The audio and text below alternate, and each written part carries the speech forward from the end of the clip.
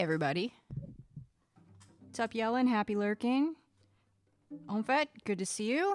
Let's just do the thing. It is raining here. It is right around freezing.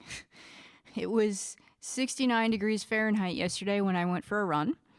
And now we are getting a snow and ice storm. So that's pretty cool. I'm not going to leave the house until... Probably not going to leave the house tomorrow. What's up, Lau? Good to see you. Good to see you, cello friend.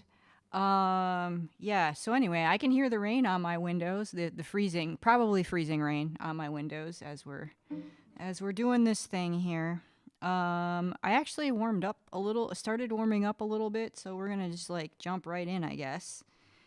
Here was sunny. Oh yeah. I was out earlier, like before all the things started. I went and I got some Thai food, and I got some boba, and I got extra Thai food for tomorrow, so that I don't have to leave. Loader! You just had dinner out on your deck? That sounds lovely. Everybody follow Loader, by the way. My keyboard is so far away. What did I do? Loader is also a musician. He plays the saxophone, but on stream, he likes to play very nice games. Oh my goodness, we're starting things off with a raid. What's up, DCS Deep? What's up, cello friends from Cello Livia's stream? I was just giving a shout out to Loader, who plays like Subnautica a lot and like really nice, relaxing, beautiful games. Everybody, Cello Livia is a cello friend. She plays the cello. She also streams games, and she also plays piano. And it's a nice place to hang out. And you should all give her a follow. And we're on shout out cooldown, so I'm gonna do. Oh no, I think it's gonna not work. I think it's gonna do my DJ shout out, but that's fine. Oh wait, I think I can do that. No, it doesn't. Yes. No, that's not right.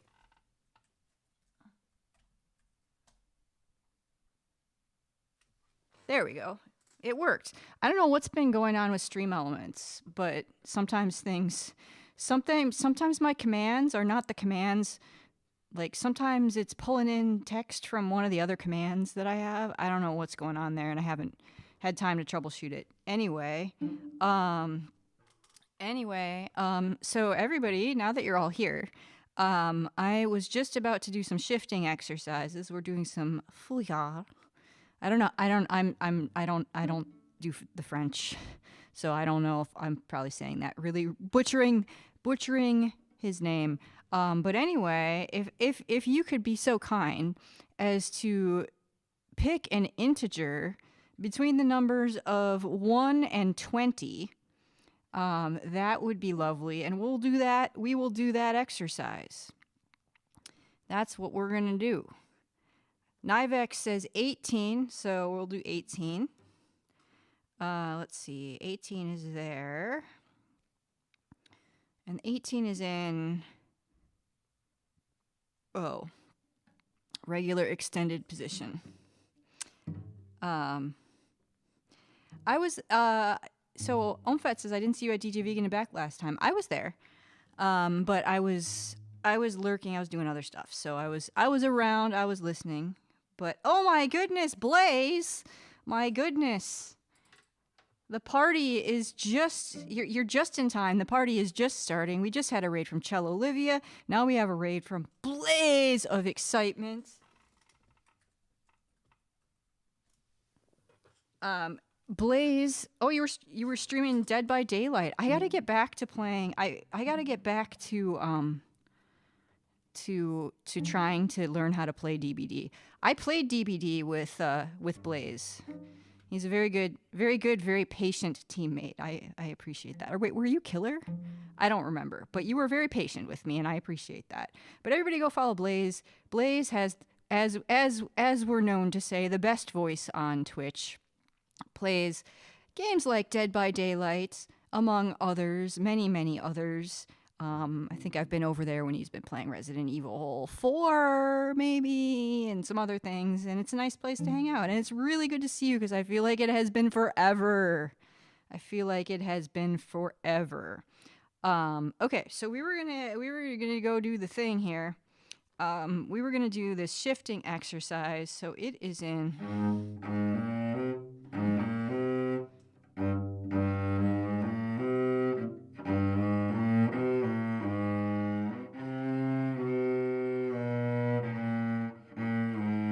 That's the one it is. That's the one it is.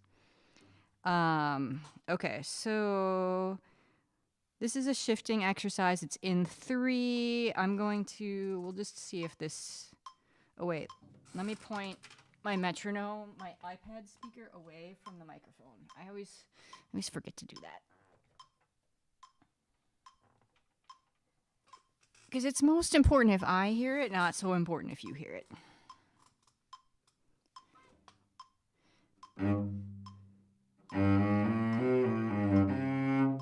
Let me turn that down. This is one of the newer exercises that I'm doing, so I don't want to play it too fast and then learn bad things.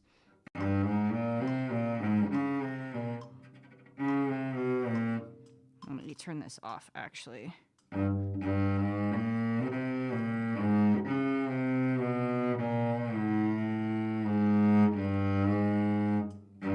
Oh, and if you want to follow along, there's the sheet music.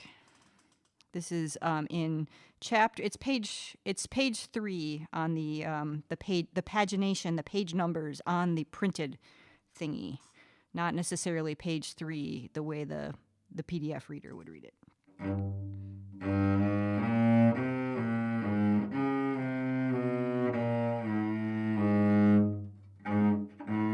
Is that right? Oh, it's a double flat, so that is right. Must head out to do laundry. Happy practicing. Oh, thank you very much, Cello Olivia. It's good to see you. I hope you had a great stream, and good luck with the laundry.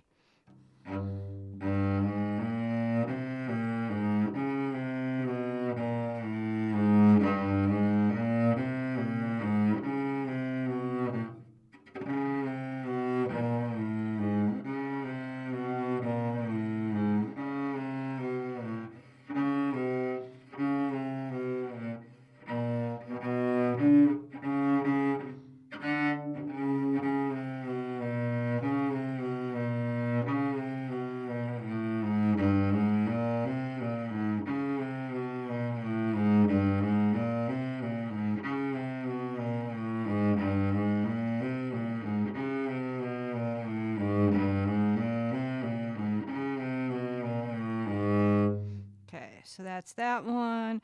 Let's just keep going. We'll do a couple of these. I'm going to try not to spend as much time on these as I have been the past few streams. So we'll do 19 as well. So that one is, let's see. Are you in half position or are you in first position?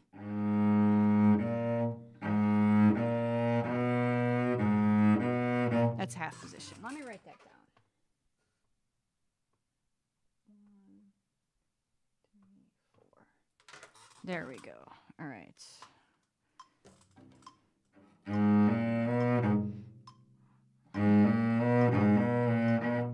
That's too fast. Let's turn that off.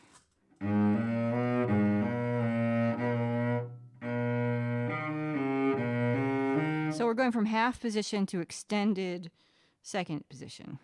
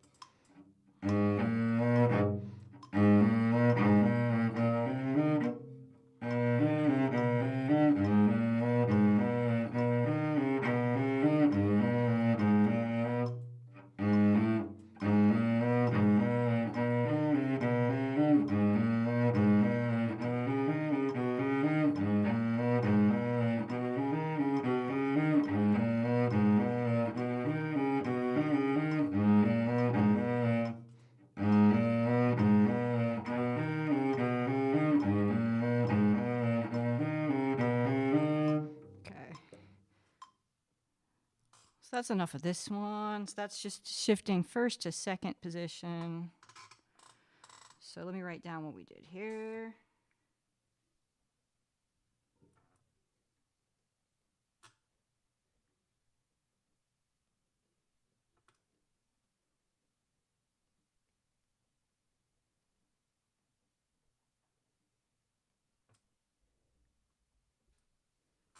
Okay.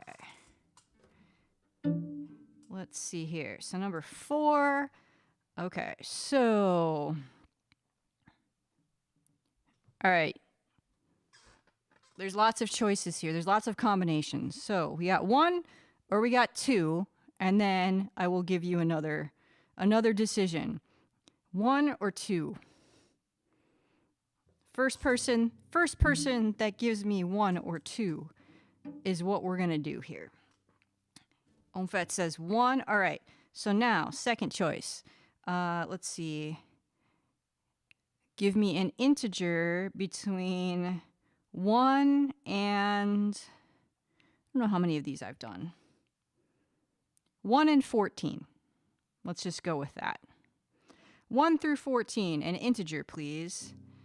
First person that posts a number in the chat. We got Lao with 7. Maybe we'll do with 7 and then 11. So we got 7 here. Okay, so what do we have going on? Oops.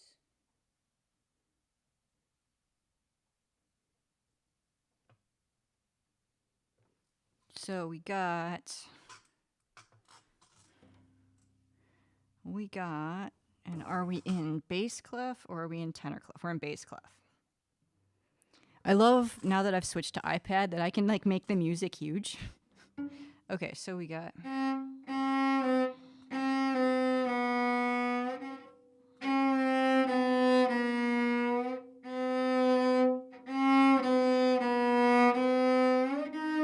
So we go up to E flat. So we're going, that's D, this is E flat.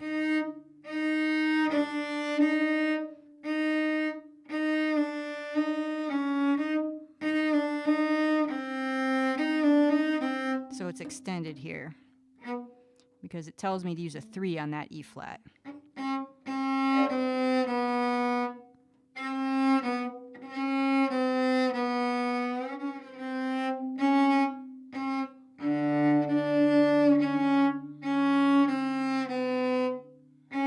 Wait a minute.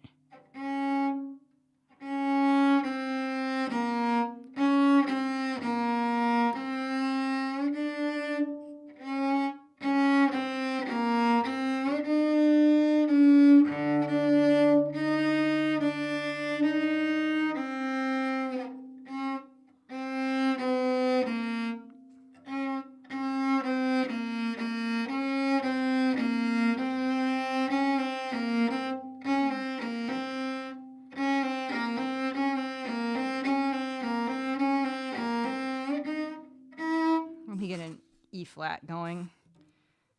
This is number 7. I'm going to get a drone going so I can pitch to it.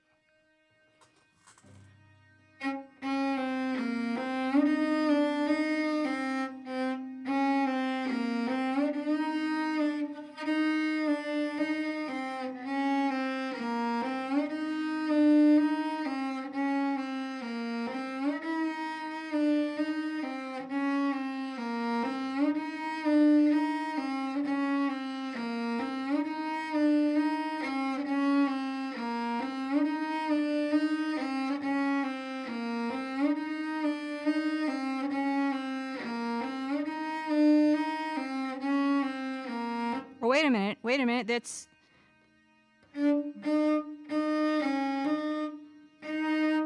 That is a 3, and then that's actually supposed to be a D flat. There it is. That makes more sense.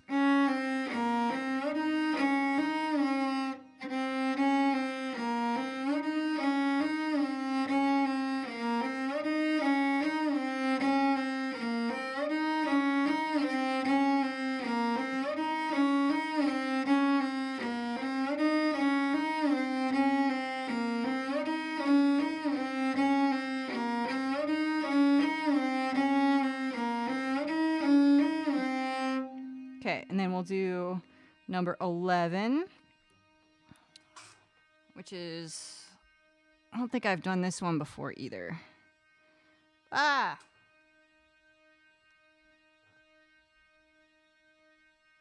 Okay, so we don't want an E flat drone for this one.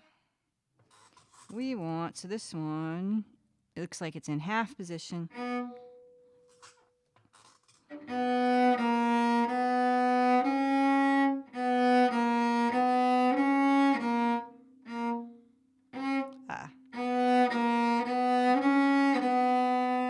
Remember that. Are you an F sharp? You are an F sharp, I think. D, E, F. Yes, F sharp. So let's do an F sharp drone. Big Kev, what's up? Good to see you, my friend.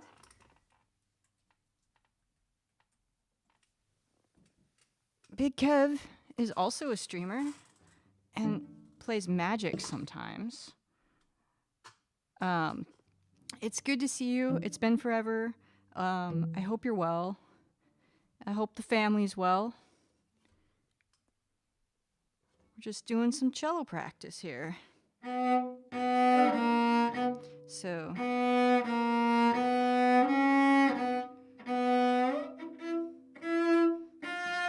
let's get an F sharp going.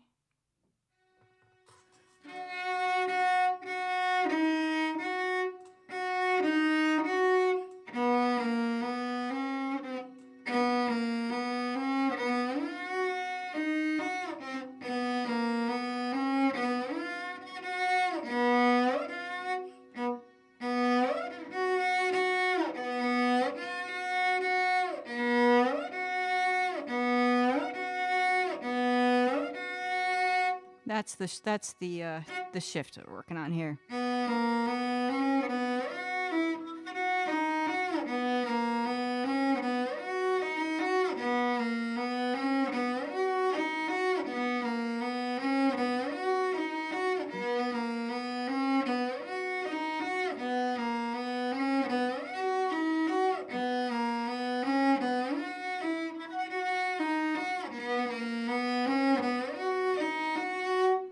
Okay. So let me write this down. We did 7 and 11.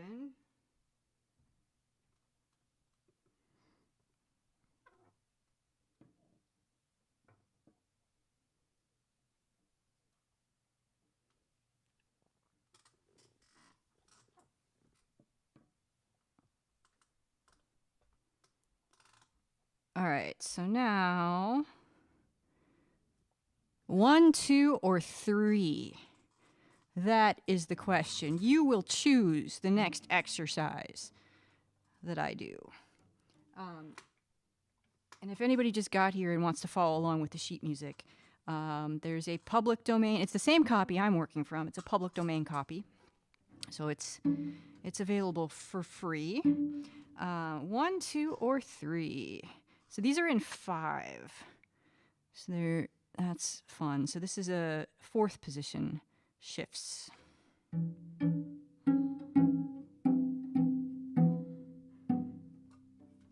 All right.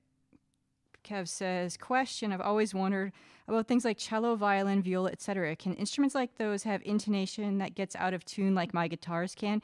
Yeah, and it's actually worse.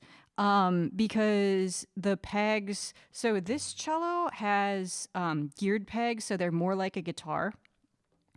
But so your guitars are sensitive to humidity. This is a carbon fiber cello, so it's weird.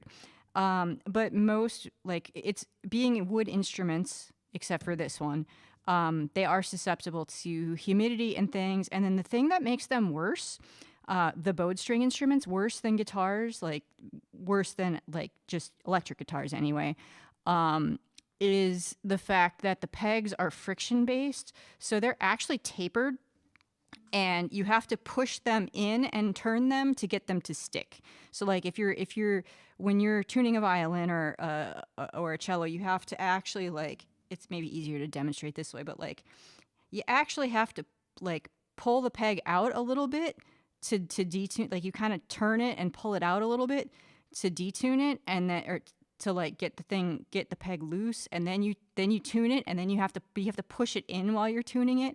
It's a huge pain in the butt. And when I bought this cello, I was like, I am too old to fart around with that, so I'm gonna get geared pegs. It came with geared pegs actually, but you can get geared pegs installed on a wooden instrument as well. So that's a thing to modernize the thing. But the friction pegs, man, they're just a pain in the ass. So in other words, the string is in tune, but the finger fretboard, oh, well, like, I don't know, like, because if your fretboard is messed up, you'd probably need a truss rod. You'd probably need to adjust the truss rod, right? Like, because then you're adjusting how the neck of the guitar is like bowed. See, on my electric guitars, the bridges have screws for each string for adjusting intonation. Yeah. Those are, but that's adjusting. Is that for specifically for adjusting intonation, or are they doing something else that happens to also affect the intonation? Like, is it like changing the action or something? Because I don't have fancy things on my guitars. I have the Strat that you can see behind me, and then I have a Gibson SG. So it just has the pegs in the headstock. See, Lau's also a cellist. If you mean intonation in the guitar sense of the intonation of fret positions, no, because the cello and violin family are fretless. Intonation on the fingerboard is entirely on the player, muscle memory, and ear. We're constantly adjusting our intonation by ear. Yeah. Because we don't have so the benefit and drawback of playing a fretless instrument is that you don't have frets when you play a fretless instrument, and so you don't have to worry about like the frets being like measured properly or whatever against the string. What's up, Keldon? So Kevin says, okay, so literally every instrument could be in different in note position. That's interesting. Well, like, because I can do. Yeah, so if my string goes, like, let's say I'm playing in a group, I'm playing in an orchestra, or I'm performing, and my string goes out of tune, I just have to, on a guitar, you can't fix it because you have frets in the way. But on a violin or a cello or viola or whatever, you just, like Lau was saying, you just, like, to a degree, right? If your peg totally slips and your D string is now like an F or something, a low F or something, you can't really fix that. But if it just goes out of tune a little bit, you just have to be listening, and then you can correct it a little bit. But then your finger might not be in, like, as you go across the fingerboard, you might have to move a little bit for notes in the same position. Are instruments real or AI? We don't talk about AI here. AI sucks, and we don't talk about it here. Let's see. So Kevin says even two of the exact same model made by the same manufacturer. So yeah, if you look at the bridge on your Strat behind you, I think you'll see what I was talking about.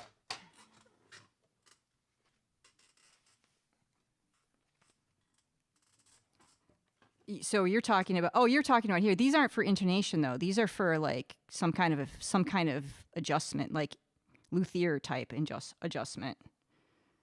I don't touch those. But I let other people service my instruments.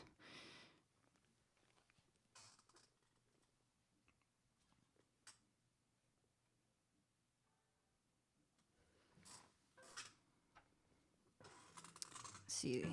Lau says, however, the viol family, like viol da gamba, is a bowed but fretted instrument. However, because it's a historical instrument, even modern versions use gut frets, which are just tied around the neck. Oh, interesting. So you can just adjust the position yourself. So guitars historically did this too, but at some point it got cheap and easy enough to produce and place metal fret wire, and we switched to those. Cool. Used to go to Mark in Anoka. Yeah, I've got somebody. I go to Vig Guitars, for most of my stuff. They're nice there. Not related to Butch Vig, but nice people. Chimera, good to see you. How's the violining? Oh, right. As we were talking about guitars and cellos and intonation, we were going to pick the next exercise. 1 through 3. 1, 2, or 3. No, Kev, this is what we're here for. We're here to nerd out and to practice. And that counts. That counts. But somebody's got to pick a number, otherwise we're not going to get any more practice done. 1, 2, or 3. I'm tired of picking the numbers. Don't make me pick. Don't make me pick, everybody. All right, yelling, coming out of lurk to pick number 3. Okay, and then the second decision is, I don't think I've done any of these. So 1 through 5, an integer, please. Remember, pi is not an integer. Even though pi is delicious, it is not an integer. Saddles, that's what those things on the guitar bridge are called, and they're used for adjusting intonation. Oh, okay. 4, all right. Oh, wait. 4, that's row 4. Line 4. Pi is beyond the range anyway. Yes, PIE, pi is beyond the range. Okay, so we're going to do this, and this is in bass clef. And so this is a third to fourth position shift. So we've got, we start here. Wait. You said 4, yes. We got C to, goodness, I'm like having a brain fart on how to read bass clef right now.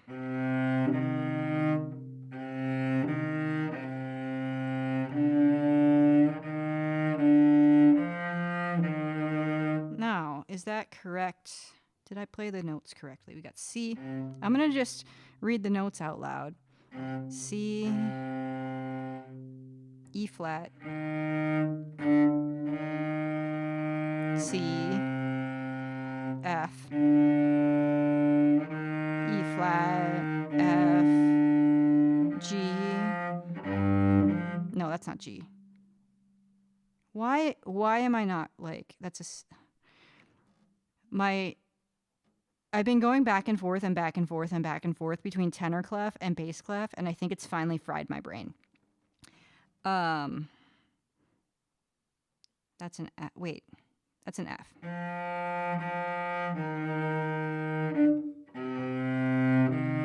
So we got C, E flat.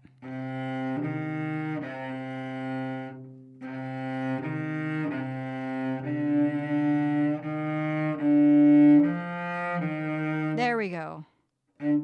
There we go. All right, this is number 5.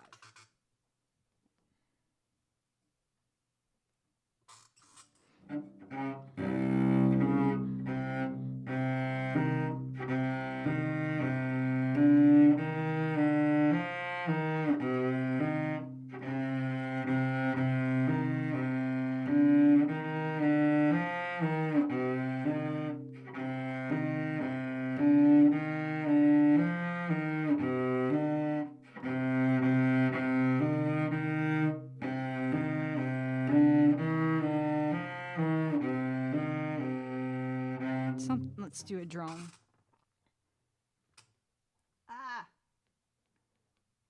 What note do we want? I'm having trouble with E flat. Let's try that. What's up, Cathedora? So I tried to play a fretless guitar once when I was at like Guitar Center or whatever, and I was like, how hard can this be? I play guitar and violin at the time. I didn't play cello yet, and it was. I think you need to treat a fretless guitar as a different instrument than a guitar with frets. We'll just say that. It was not. It was different.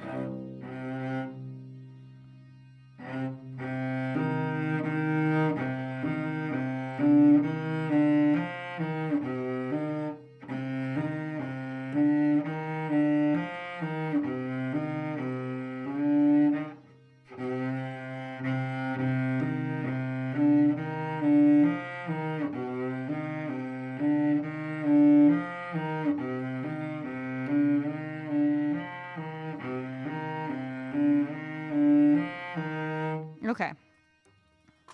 Got that one finally. Let's see. Night on Fet. Sleep well. See, Chimera says, it's actually really informative watching someone practice. I feel like I can still learn better practices. Yes, totally. So I really like Guitar Schroeder for practice. He's a classical guitarist, and he's like really good at practicing, and then he teaches, and he's a professional guitarist. So I learned stuff from him, and I learned stuff from JC Practices. I haven't been to Beatrix's stream in a while, but yeah, I like the practice. See, Lau says, I've tried a fretless bass guitar.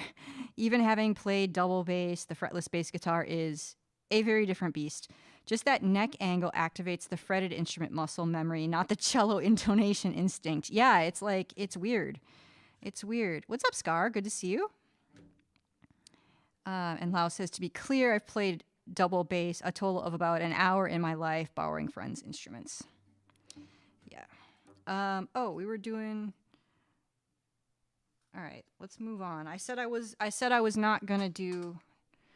I was gonna go through these faster. All right, I do want to spend a little bit more time on these ones. This is a fifth position. So fifth position is the biggest stretch on the cello.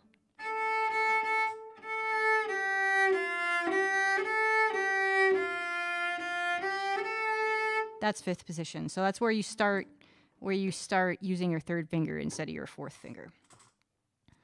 See, Kev says, did you see Bill Lieb was trying to start some stuff on social media about something some writer took out of context from a Tret and Reznor quote? Yeah, I did actually. Like, wasn't it something about Skinny Puppy? Like Reznor was saying something about, I think Trent Reznor was saying something about how he had wished that Skinny Puppy, like it was, Skinny Puppy, he kind of wished that Skinny Puppy had some more like commercial sounding sort of stuff, like, which was basically just like more I think he was probably just meant like not to change Skinny Puppy, but like Skinny Puppy could have done some cool stuff that would have, if they had written some stuff that was more like traditional songs. And then I don't know what Bill Lieb, he's pretty hysterical. I think he's got a really like, I've met him a couple of times because we've booked Frontline Assembly, which is his like main band, and I think he's originally German, and he's got a real dry sense of humor, and so it's silly. Just people being silly. So Kev says, it's like 40 years later and they're still beefing. It's kind of sad. Had more of a pop hook in some songs, yeah. So that it drew more people to them, I think. Yeah, that makes sense. What's up, Argyle? So Chimera says, wait, as you go up the neck on the cello, the hand stretches more. Isn't it opposite on the violin? So you actually change your finger position. So you don't use your pinky anymore. Once you get to fifth position, your pinky is just out here, and you change your hand position. So as you go up, you use the thumb. So let me find an A.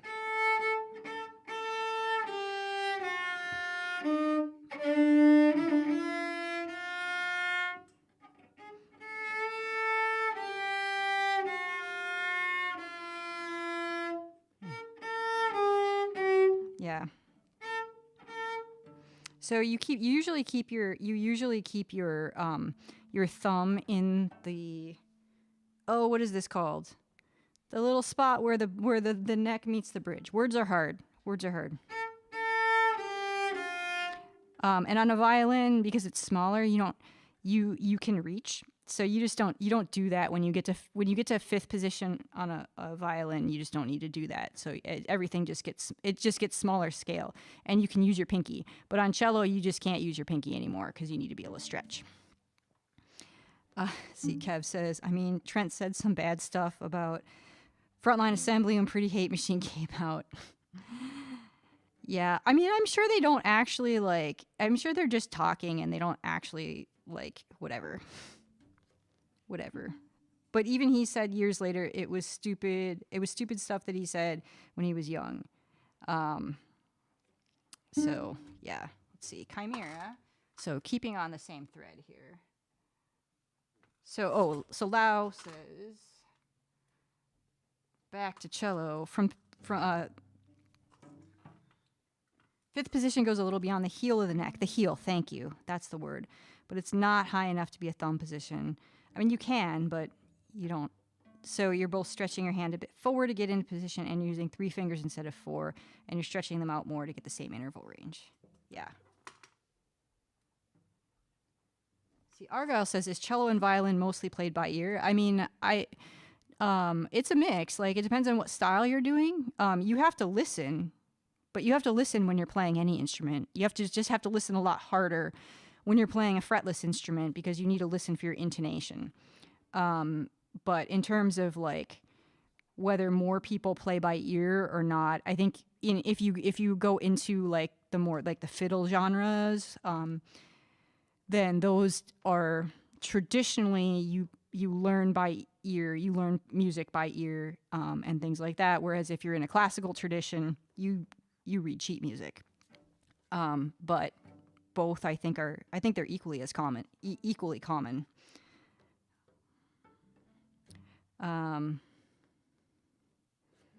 Let's see.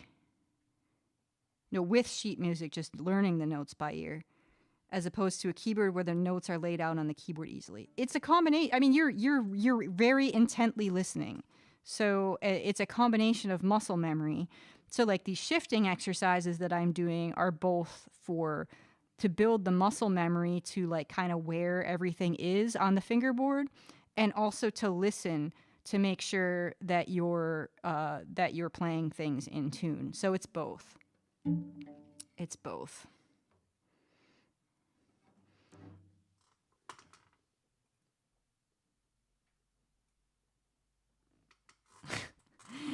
So we're back to 9 Inch Nails. Kev says Trent has 6 kids now. Oh my goodness. I knew he had 5.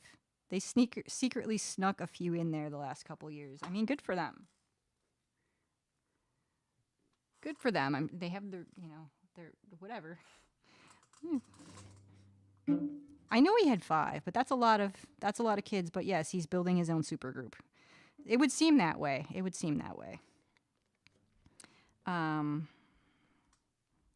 See, Argyle says it must take ages to learn the notes. There's no fretboard on cello. I mean, it's not the frets. The fact that this is a common perception thing that is untrue.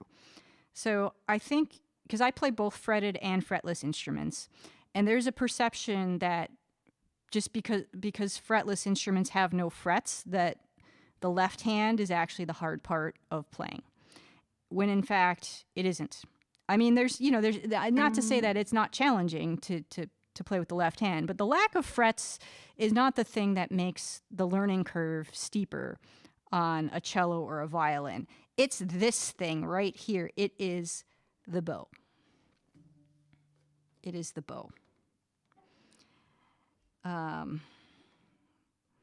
You could totally play violin if you wanted to. Kev, I would recommend a teacher, but because I when I first started playing cello, when I first decided that I was gonna play cello, I was like, well, I play violin. It can't be that different. I used to borrow my friend's cello in orchestra. I'm sure it'll be fine. I could probably figure it out. And I'm really glad that I didn't. I'm really glad, even having the violin background, that I got a teacher. So that's the thing. Why don't I just demonstrate a little what's going on here, for you Argyle. So we're gonna do some shifting into, let's do the big shifts, right? Like since we're talking about this. So I'm gonna pick the next one. We're gonna just do number 1 here. So this is a, wait, we need, did I write down what we did? No.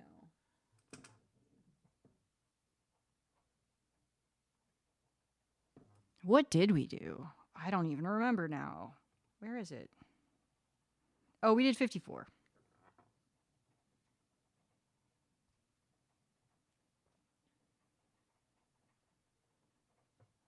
Okay, so we're gonna do,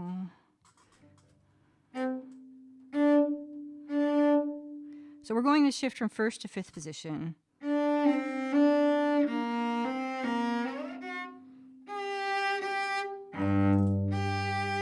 So what I'm gonna do is I'm shifting up. This is a G. So I'm gonna have a G going, a drone going, to listen to pitch to that, just like a singer would, right? Like a singer would try and pitch their notes.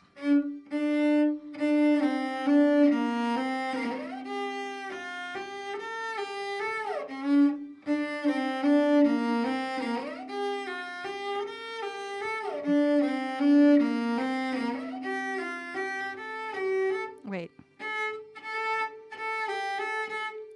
I made a mistake there with, I need to change to whatever you call this with 3 fingers.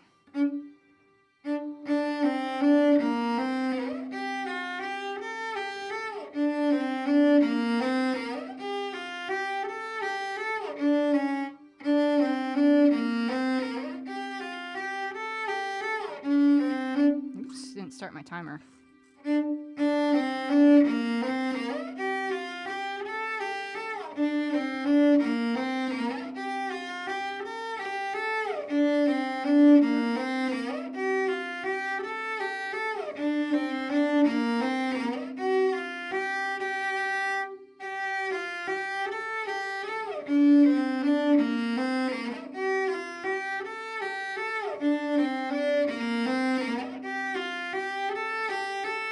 Okay, let's do the next one here.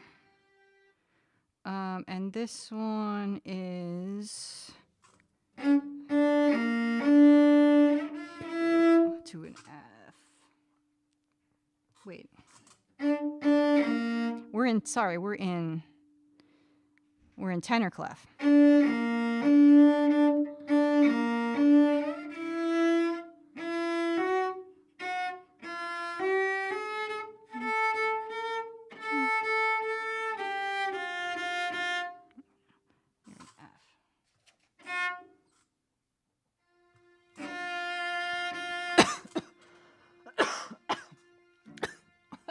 Excuse me.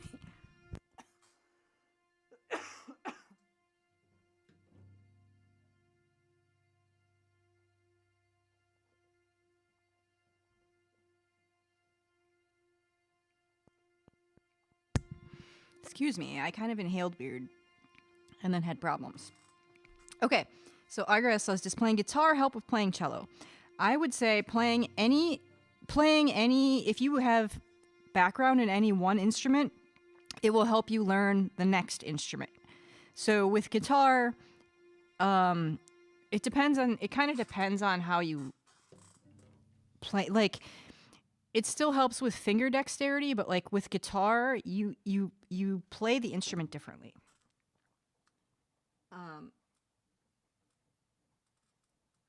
So when you're playing guitar, you typically actually lift your fingers up. And when you're playing cello, you will often keep them all down on the string. So if I play with my 3rd finger, I'm going to keep my 1st and my 2nd finger in pressing down on the string in most cases, whereas with guitar, you don't. You kind of, so that's a difference. So it's a little bit different that way. Oh, did I turn my mic back on? Yes, I did. But it helps like with the calluses on your finger. But I have 3 sets. I kind of have like my fingers have just merged into like one giant callus, but the calluses for violin, cello, and guitar are in slightly different places. So I think just because the cello is a bigger instrument, your stretches are a little bit like you don't do this kind of thing. On a guitar, for example. So like my calluses are in a little bit different spots. So that's a thing. But it helps with, I mean, you still, so you're going to have some, there's some similarities with just the fact that you're playing a string. So the calluses and the finger dexterity, but it doesn't directly translate, I guess is what I would say. Chimera says, okay, that's something that would kill me, having to learn multiple clefs. So you have for cello, I didn't realize this when I started, but most stuff is in bass clef, but there's a lot, tenor clef comes up a lot, like pretty often. And then sometimes when you get way up here, you go into treble clef. So I already know treble clef, but I don't necessarily know where the treble clef notes are on the fingerboard yet. So that's a whole thing. That's a whole thing. Yeah, those are the 3 that Lau is referring to. I haven't, like I said, I haven't run into something that's been in treble clef yet. But because tenor clef does the job for the most part. Which it's kind of interesting because so this is a pro tip. So like Chimera, if you ever like wanted to learn viola, for example, this trick will work. This trick will work. I think it's hilarious. So I like to, some of the regulars, you've heard this before. So the tenor clef and alto clef are the same. They look the same. So it looks like the number 3, and then there's some lines to the left of the number 3. It's a C clef. And so, so the middle, the middle C is, so the number 3, if you turn it on its side, it kind of looks like a butt. And so the middle C is the line that's like in the butt crack. So alto clef sits nice on the staff, like nice and balanced in the middle of the staff. So the middle line is middle C. Tenor clef sits up a little bit. So it kind of is like hanging off the top of the top of the staff, and your middle C is like the second line from the top. So Chimera, that's just file that away. If you ever want to pick up viola, you got a leg up. Let's see, can you play chords on cello? I'm going to do some, so not the same way that you can on a guitar. You can only really play 2 strings at once. So like,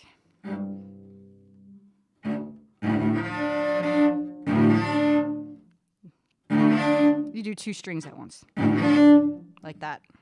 I'm going to do some double stops exercises in a bit here, so you can see about that.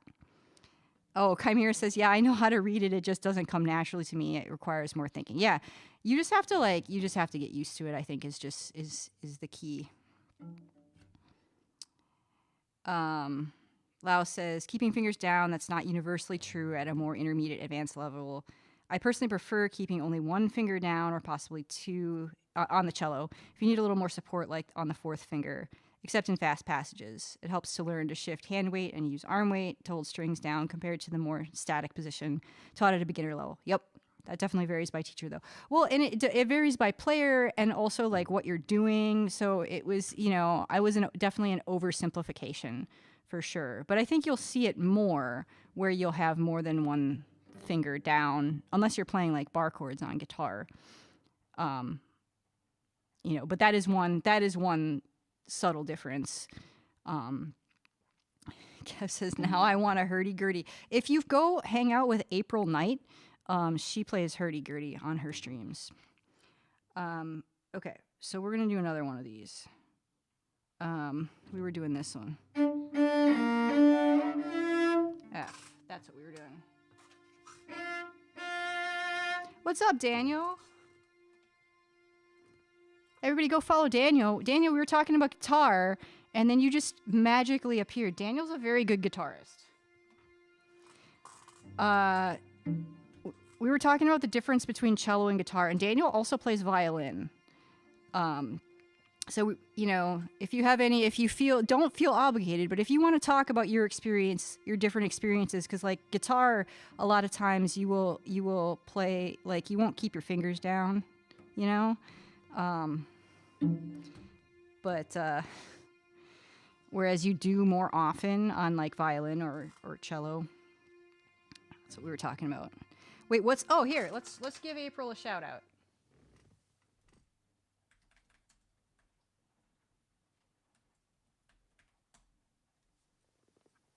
Yeah, April plays the bowed psaltery, she plays the harp, she plays piano, she plays, I think flute is her primary instrument.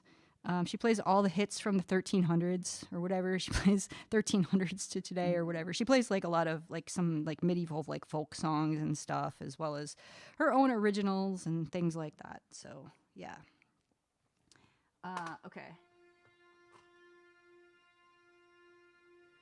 See, it's going to be one of those chatty streams today, which is great, by the way. It's going to be, we're a chatty bunch. I like it.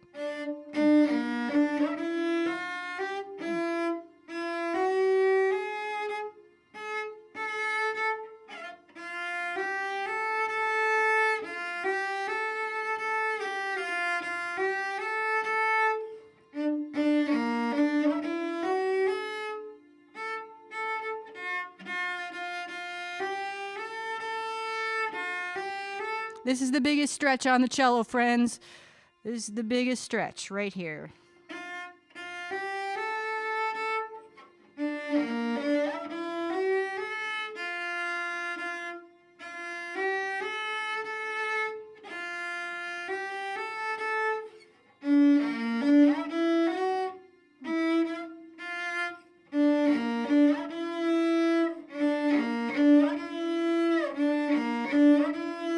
You're all good, Kev. We like to talk about musical nerdy things here.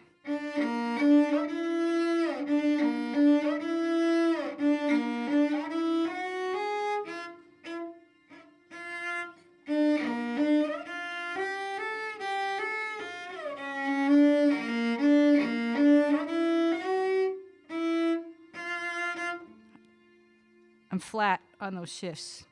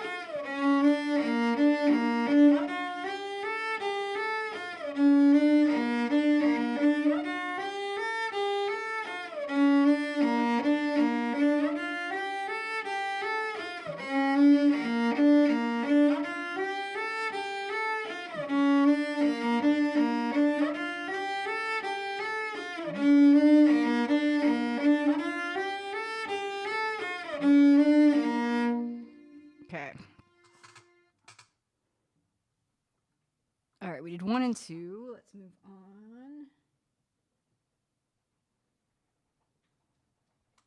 Let's actually do another one in here. I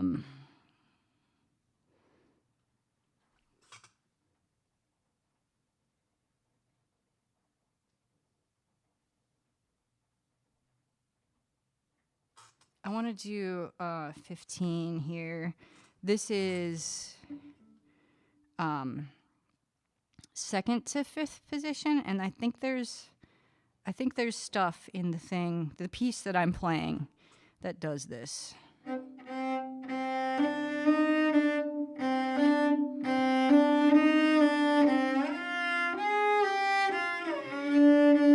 Yeah. Chimera says, I gotta head out, but I'm glad to finally catch a stream. You've helped me so much with my violin over the years. Oh, no problem, Chimera. It's good to see you. And yeah, it's been fun to hear all of your violin updates and things like that. And yeah, so take care and have a great rest of your weekend. Let's see here. We're gonna do, well, let's do it without a drone.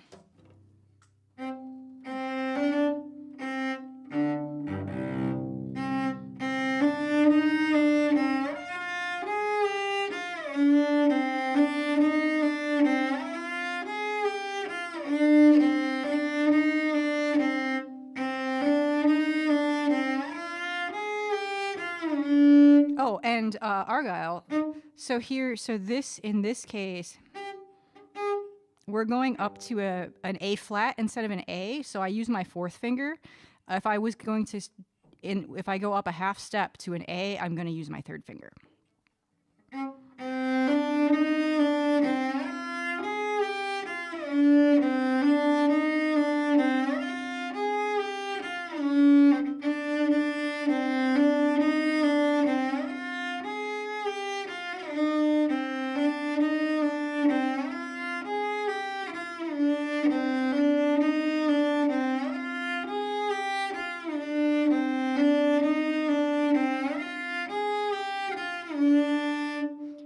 That's 15. Let's do one more. Laos says, oh, Cathedora, gonna go to bed. Good night. Everybody go follow Cathedora, if you would, please.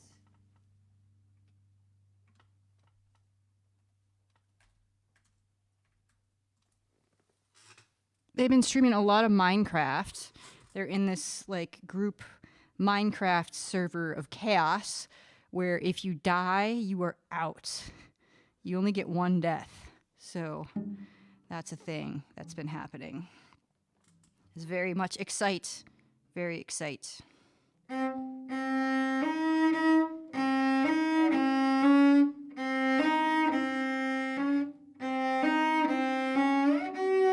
So this is a G flat. Let's just do that. Lost 3 people in the past few hours. Oh my goodness. Deadliest day yet, but you're still alive. Excellent. Excellent. Have a good night, Cathedora. It's always good to see you. And thank you for your help. I appreciate it.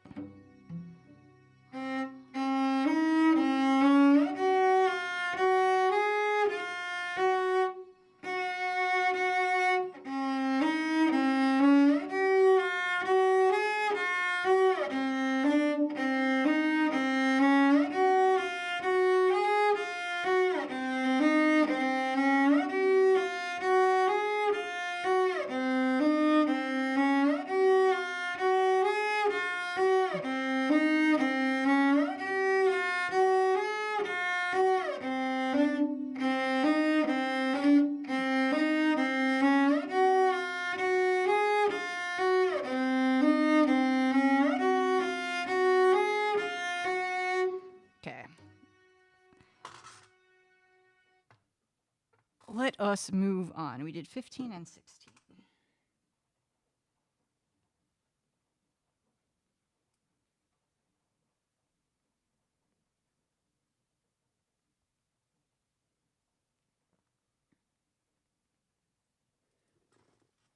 Okay. Now we're going to 6th position.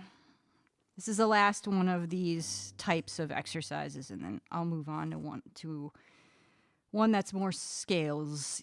It's still a shifting exercise. It's still an intonation exercise, but it does scales instead of whatever this is. What have I been doing for this one?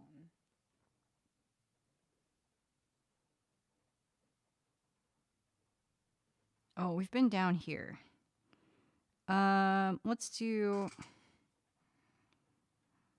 Let's stay in 2nd position.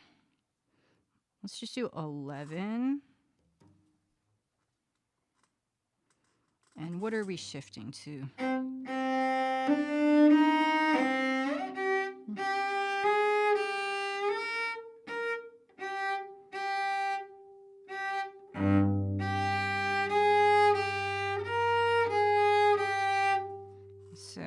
to get a G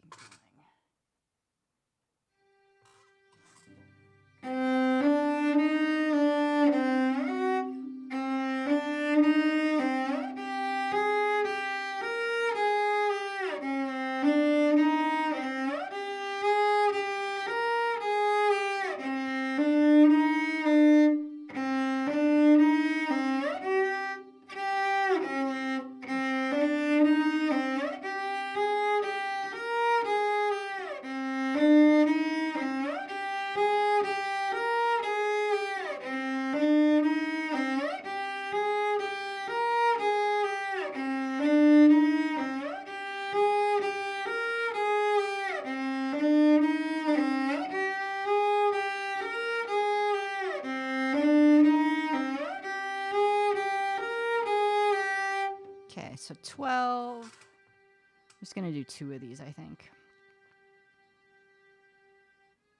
I'm on an A flat.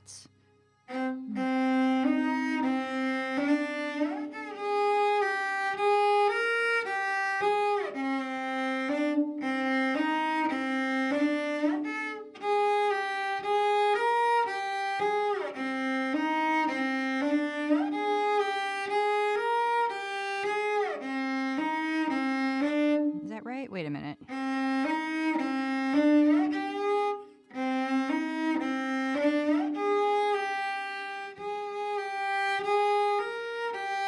Yeah, that was right.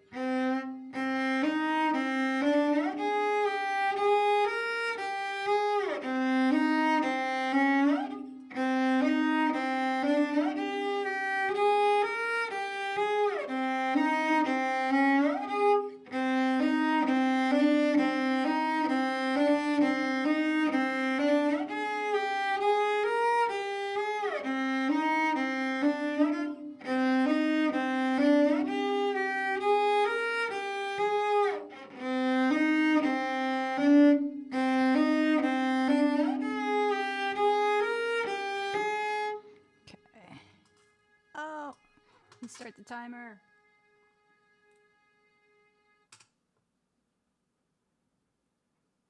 Okay, we did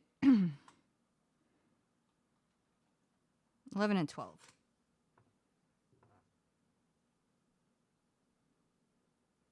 And I'm just going to call that 2 minutes.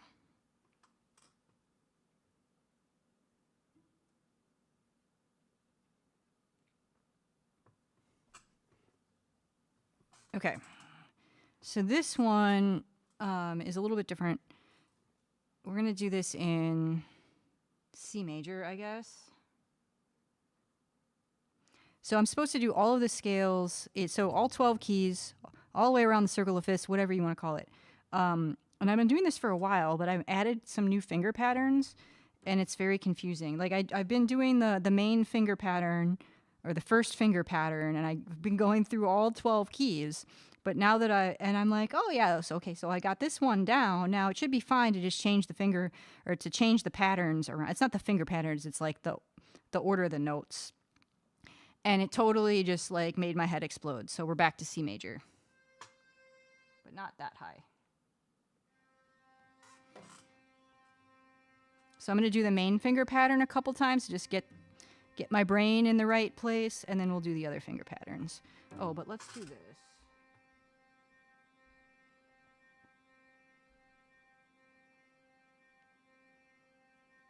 I have a cheat sheet.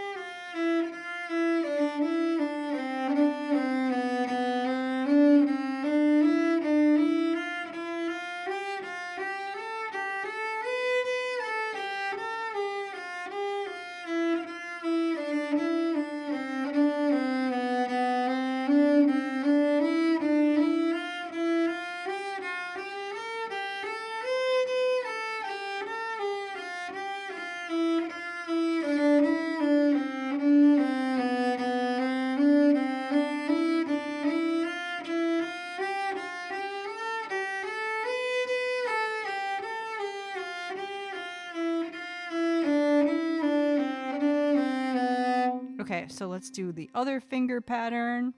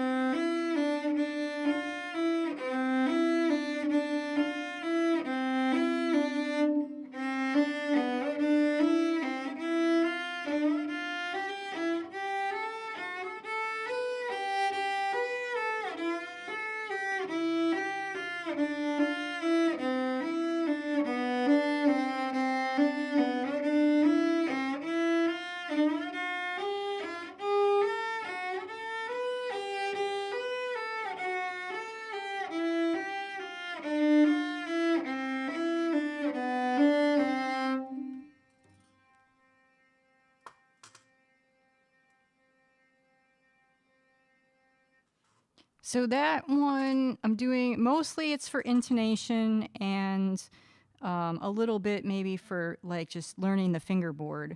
And it also with all these variations, I feel like it really just helps learn the scales.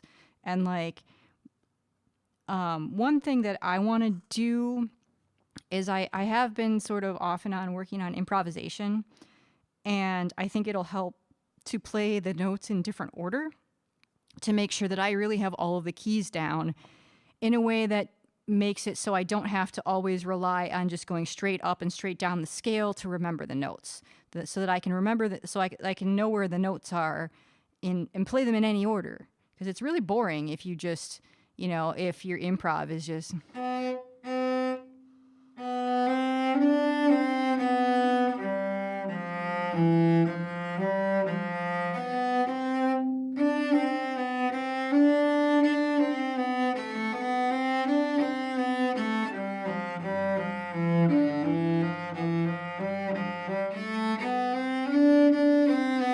That's boring. So that's one of the other things that I hope that this exercise will help me with. Let's just jump ahead here.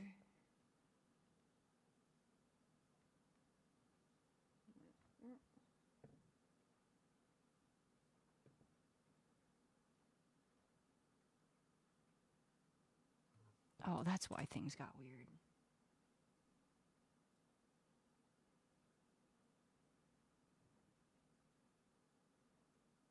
I don't know what I did. I have a bookmark for this in here.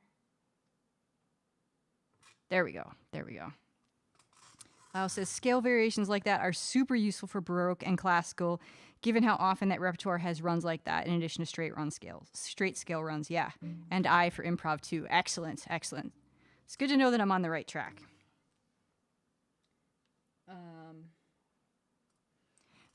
Argo, I don't know if you're still here, but we got some double stops here, and I'm not going to do them. So double stops are where you play 2 strings at once. So this is like the closest you get to chords on one of these bowed string instruments like this. So I'm going to just do some intonation work first.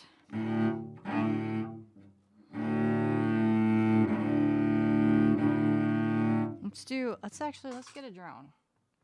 Let's do a D. Not that D. That's so high.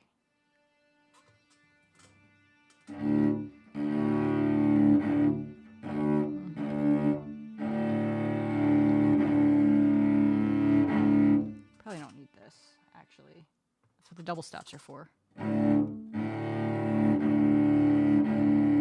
I'm going to find the note, and then I'm going to detune low, and I'm going to detune high.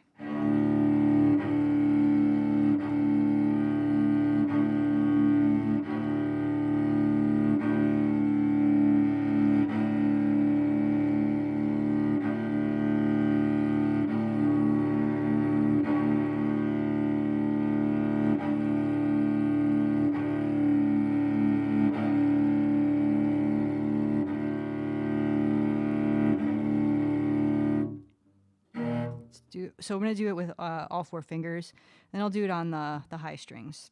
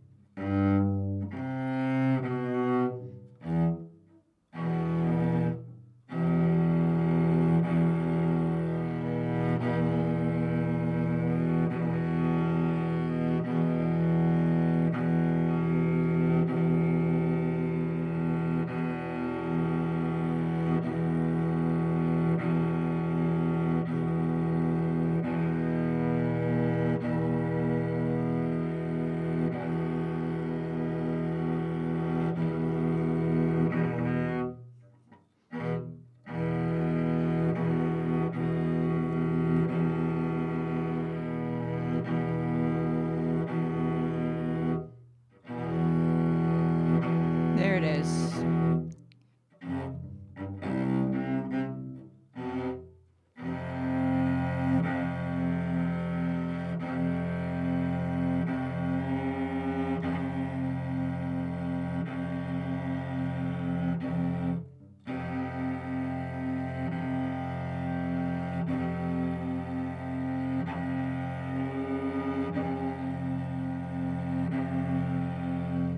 Okay.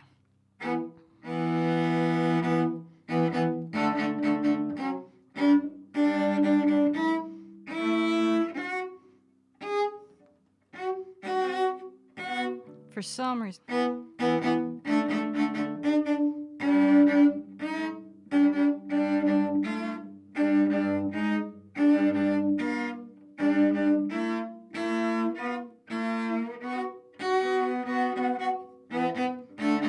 Sorry, I just blur popped into my head.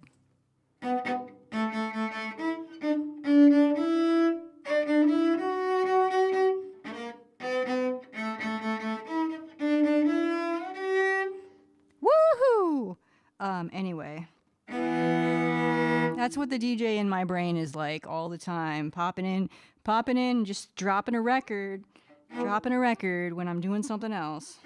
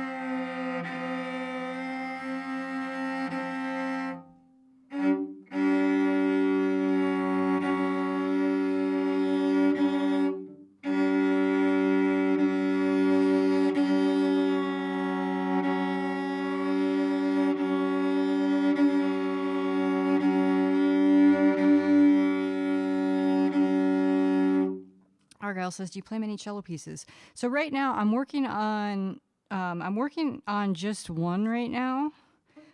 It's Faure's Elegie, which is a really cool piece. But usually I can't handle working on too many things at once. And then I'm working on just like learning some video game repertoire.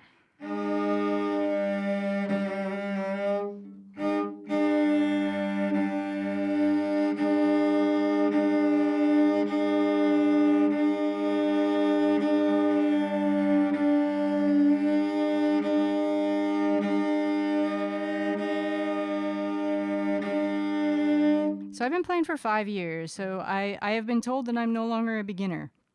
I have been told that I'm an intermediate cellist at this point.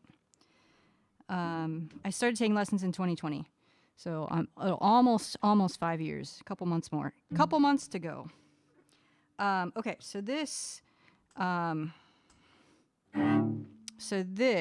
is to get wrist strength, and it's for intonation too.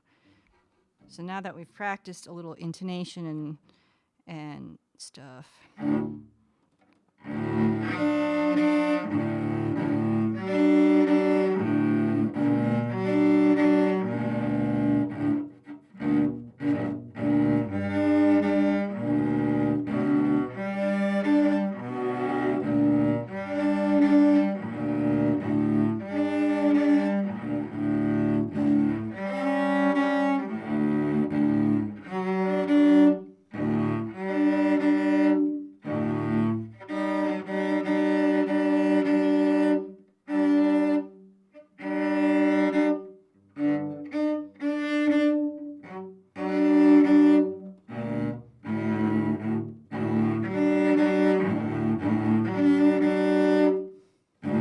Try that again.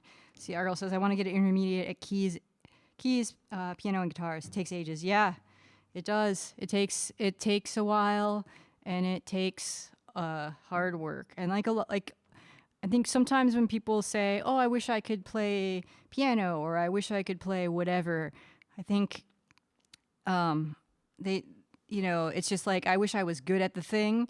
And they maybe not so interested in like the journey and like the work that it takes to get there.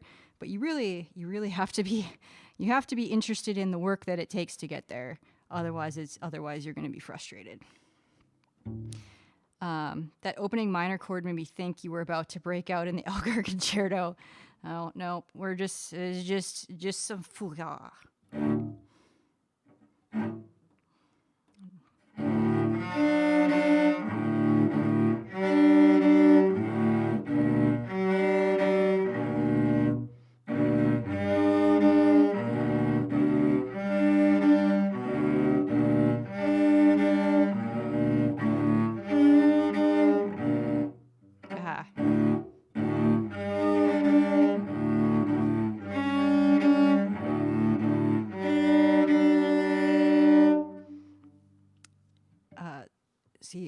Argyle says mechatronics is a bit like that too for me, a labor of love. Yeah, I mean, like, it's with anything, right? Like if you want to be good at something, you have to practice. And like you don't just like wake up one day and you're like super awesome. Like even like running, you know, everybody can run, like, disabilities aside, like the human body can, you can run, but you still you still have to train to be good at it. And there's still technique involved. Slow, one step at a time. It's a decent direction to head and useful. Yeah. All right, let's actually play some music. Let's do some vibrato practice with music. With music. So we're going to put my iPad down for a little bit. Let me get the other thing ready. Let me get the next thing ready while we're... Wait, not that. Not that. Not that. I don't know what I did, but I did something. Oh, wait, that's what we want, maybe. Get that up. Okay. Put this down for a bit. Because I have things on paper. Let's see. Pablo Casai is said to have been asked at 83 why he continues to practice several hours every day. He answered, because I think I'm making progress. Well, that's a good answer. That is a good answer. Let's do that. So what we're going to do here is a Tchaikovsky. Oh, wait, no. I don't want to do my etude. We're not going to do that. We're not going to do that.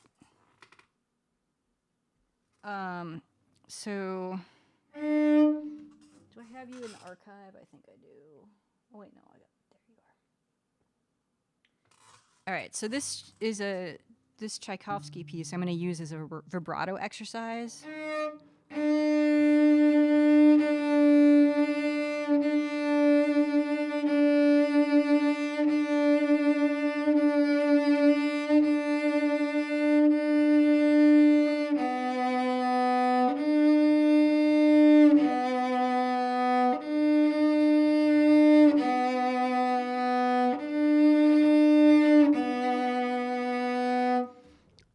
So let's do, I'm gonna just, so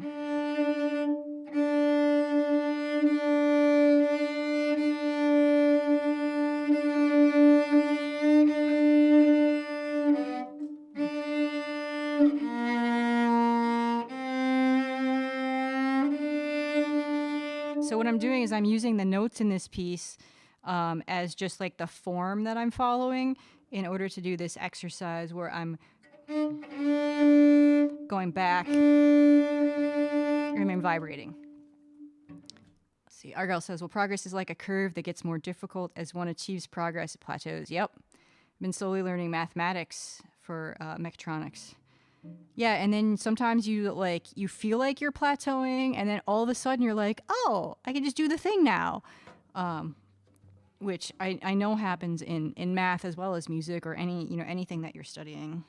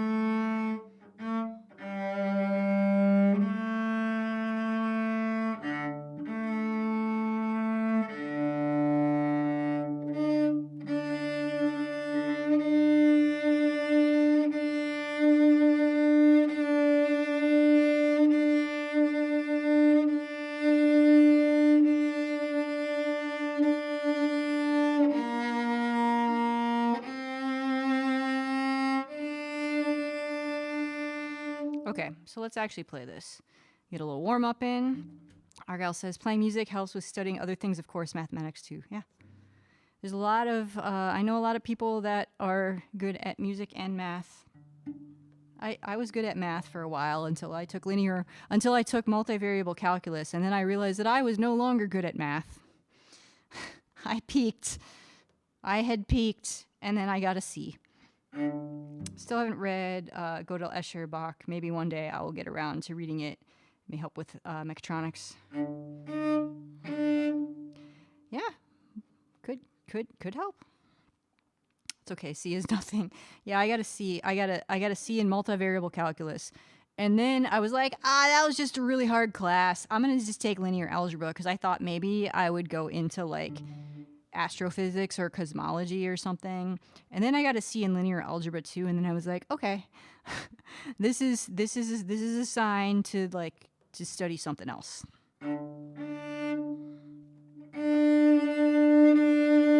Let's see, how fast is this? Is this a little bit faster?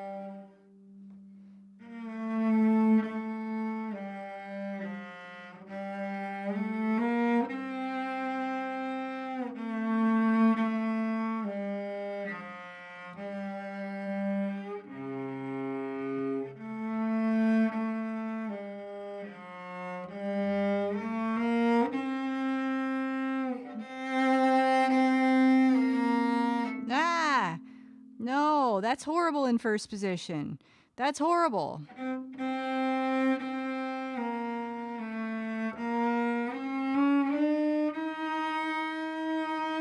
That's horrible in first position. See, high school mathematics was troublesome for me. It was chaos. I was stuck at the low class trap. That sounds progress a lot, yeah. Okay. Now that like I haven't played this in a while, and I have acquired skills since the last time I have played this, and I think whatever the fingering is here is horrible. So here, I'm playing this kind of slow, by the way.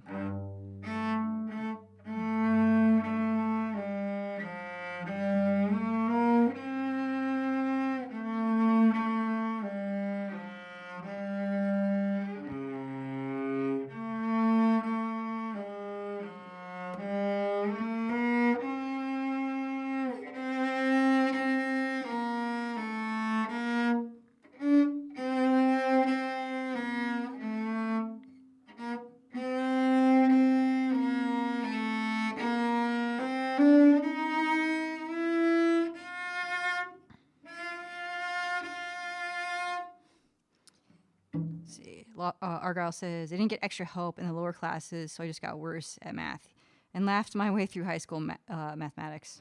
Helpless somewhat, I think. Yeah, that can be, like, you can get kind of in a track where you get stuck and then you start getting farther and farther behind.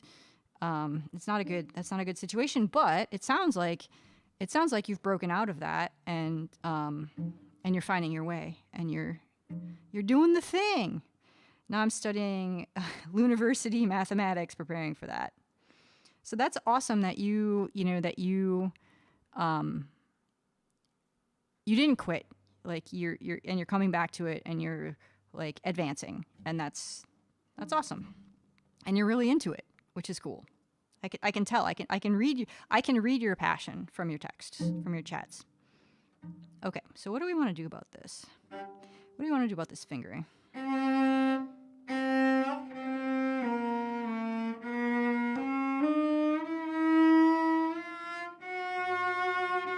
That would be nicer, but I don't want to do that.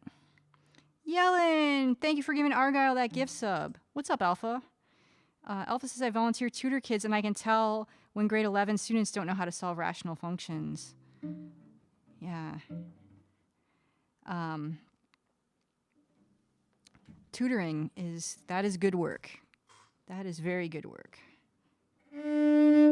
Okay, so what do we want to do here? I guess we could just play it as written and not make it complicated.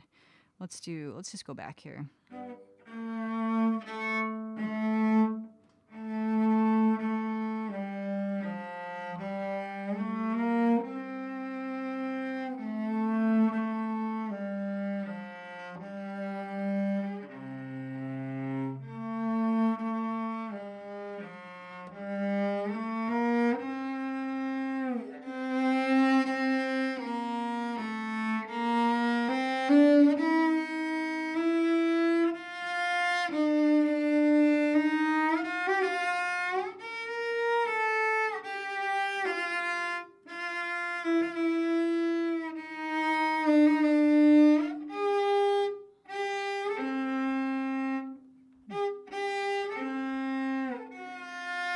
I think that's supposed to be down to second position.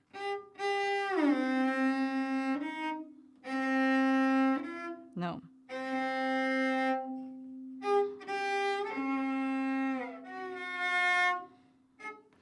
Oh yeah, we're in tenor clef. We're in tenor clef.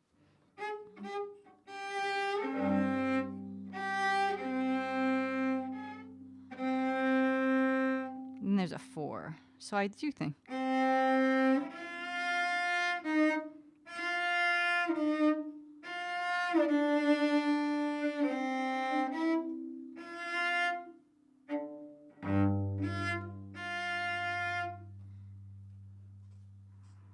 It's crazy how quickly, if you haven't played a piece for a while, it just like you forget it, even with staring at the page. See, Alpha says, and let's see here. And it feels just so bad. I have to tell them where to place each plus and minus sign. Well, but and they struggle with moving terms from the left side of the equation to the right side. Is that like, do some of the students that you work with, are they dyslexic? Because I could see that having an issue too, like that compounding some issues.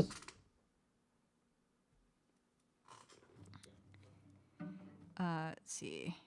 Lau says, I miss teaching at a university level. It's been like 5 years since I TA'd engineering courses. Argyle says, made a fresh start again, and it's going a lot better now, but I now am more wary of failure and spend more time studying mathematics well and slowly and procedurally from beginner to advanced. Yeah, so I'm a much better cello student now than I was as a violin student when I was like back in the day. I was kind of a brute force player. And I only had 1 year of individual lessons. I had like most of my instruction was in small groups and in the orchestra actually. So that makes a difference too. But yeah. So like, I think just as you get older, you just like, you know, hopefully you learn from your past experiences. And like, but I'm much more disciplined. I never practiced violin when I was like, rarely would actually practice. To be fair, we did have class 5 days a week. We had orchestra 5 days a week. So I was playing a lot, but I wasn't practicing, which is different. See, Alpha says, no, they did most of their schooling during lockdown, so their math skills are super neglected. Oh, that's rough. That is rough. Our girl says, I sent a video of a guy that really struggled with mathematics and failed calculus like 3 times or so, and then aced it the 4th time. Nice. Sent the video to one of my friends that's a mathematics professor. Nice. Okay. Let's see here. I was thinking I was just gonna use this as a little vibrato exercise and then move on, but clearly I have some work to do on this piece. So.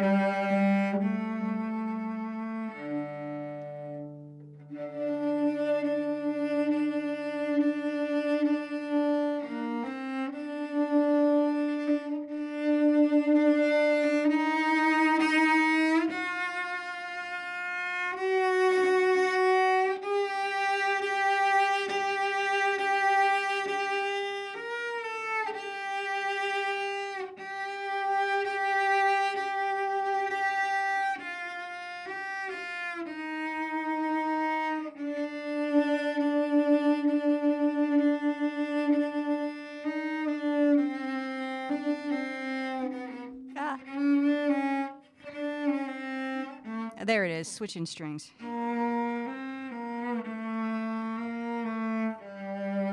Let's do that again. What's up, Holly? Everybody go follow Holly Tatnall.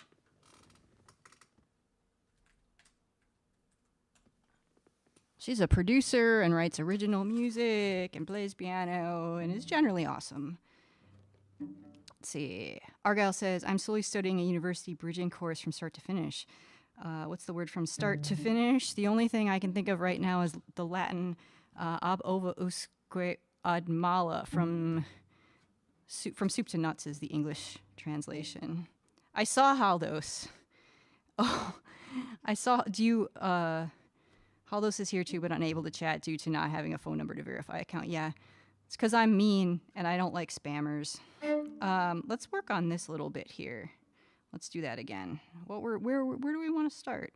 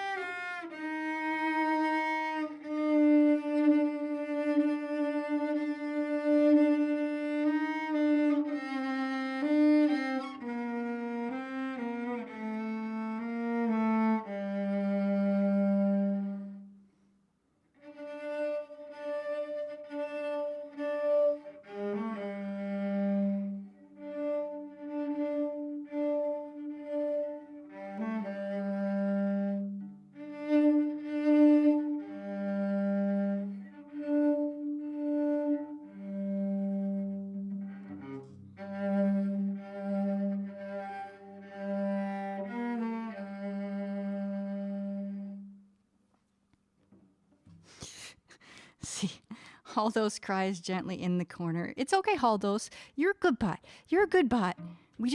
I know you're a good bot. We just have to protect against the bad bots. Let's play this from the beginning.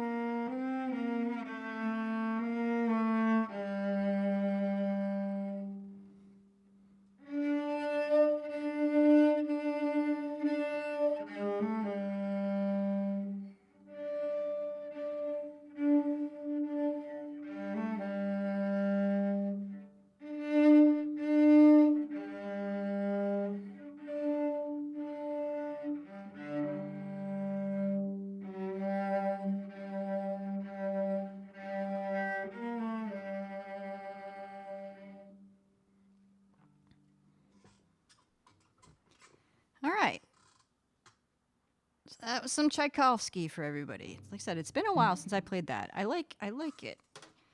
Basically, my teacher assigned it as a vibrato exercise. Like a nice, big ol' honking, continuous vibrato. So it's getting better. All right. Next up, the Elegie, which is digital. It is digital. Okay. Did I do the thing? Not that thing. Yes. Oh, excellent, excellent. We got another cellist in the chat. Lau's another cellist if you don't know Lau. Okay. So let's do let me play a little bit of the beginning to just like warm up more. I mean, I guess my vibrato is pretty warmed up, but that's the point of this piece, so let's just do that. And it's nice. And then we're gonna work on the hard part. Is what we're gonna do.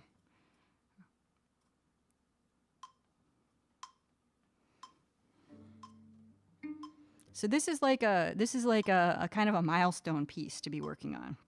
Very famous. What's up, Jove? Oh, by the way, I recruited some friends to vote for Emma Bear and Sean and Kimchi in the Pets of Twitch contest. Just FYI.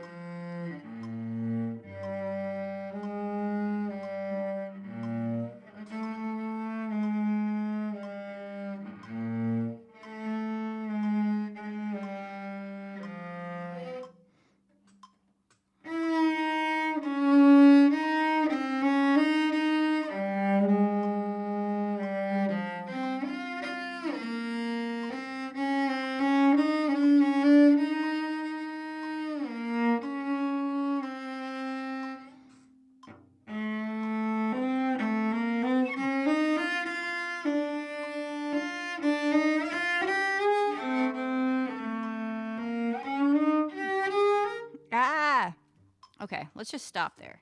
I butchered it. I butchered it. Totally butchered it. Holly, how is everybody doing? So those are the three pets, Kimchi, Sean, and Emma Bear, that I'm very invested in.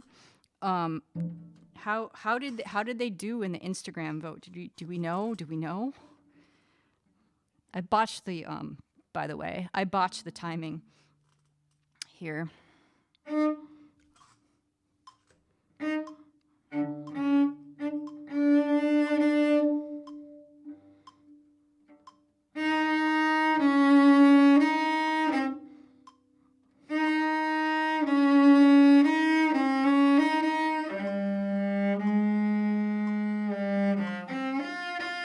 Let's do that a couple of times. See, it doesn't start on the beat either. It starts on the off beat.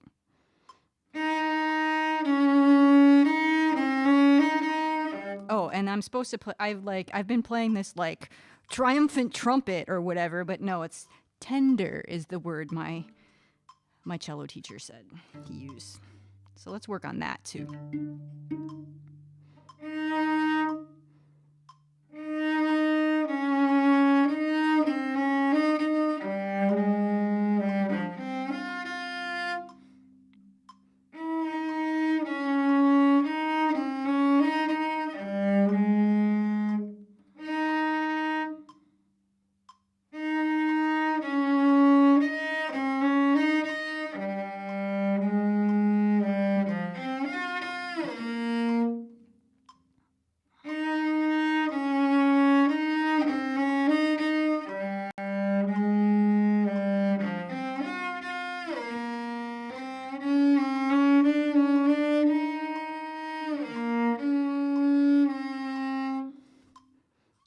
Something was off there, but we'll figure it out. See, Joe says, last time I looked, Kimchi had a decent lead and Sean was about 50-50. Yeah, last I looked, Emma was 50-50. It was a dead heat. We had quite a race going. See, Lau says, a tender reminiscence of time spent with a loved one is how I think of this passage. Yep.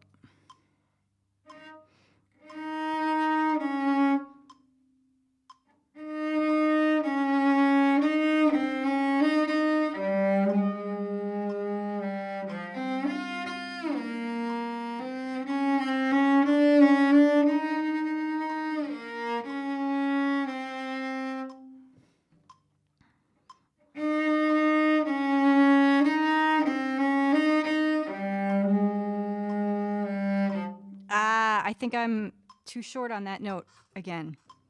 Reminder about the eighth note, B flat at measure 31. Yep.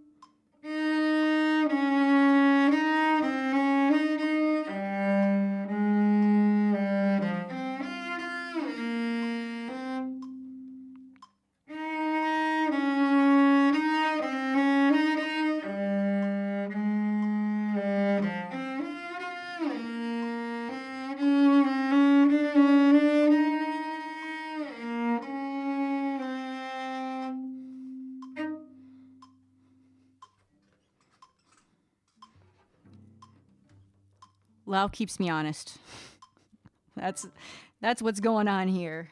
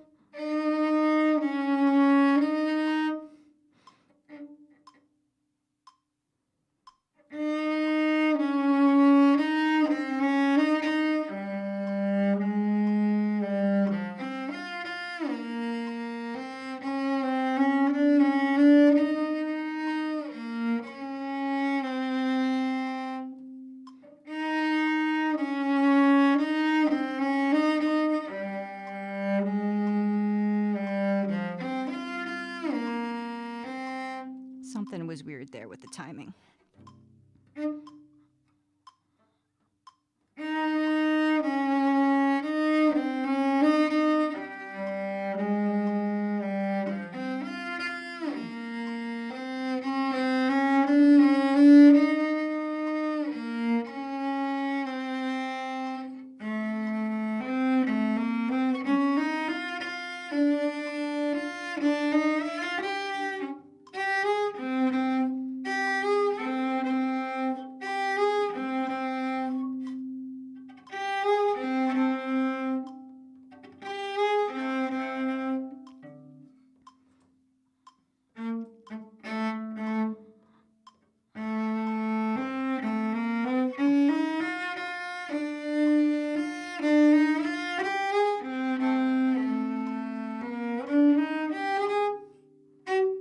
Turn this off. Let me play this slow.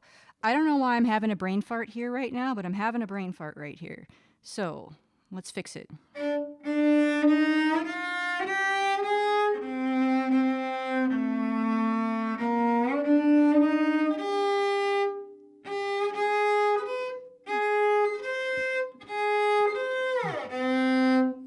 That's a big old shift right there.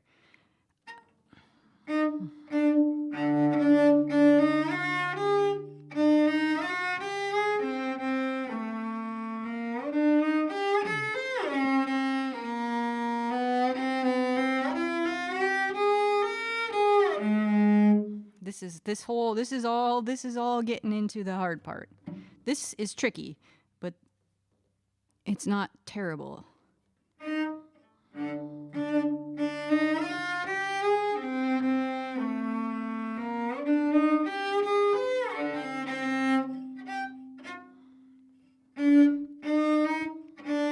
So what my teacher told me I need to do is I just need to keep looping this stuff. So I'm going to keep coming back to here.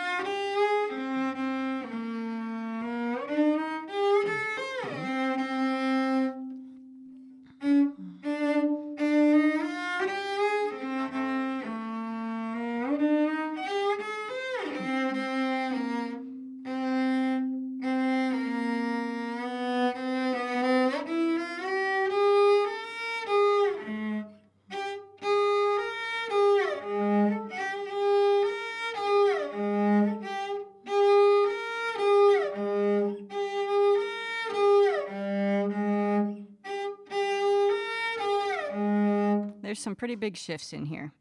All right, let's do this passage. Up until, I should be doing this.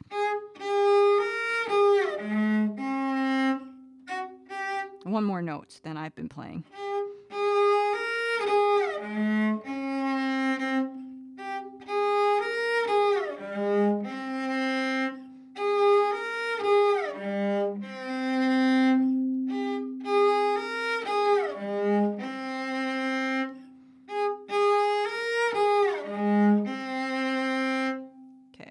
Let's go back to the beginning of that section.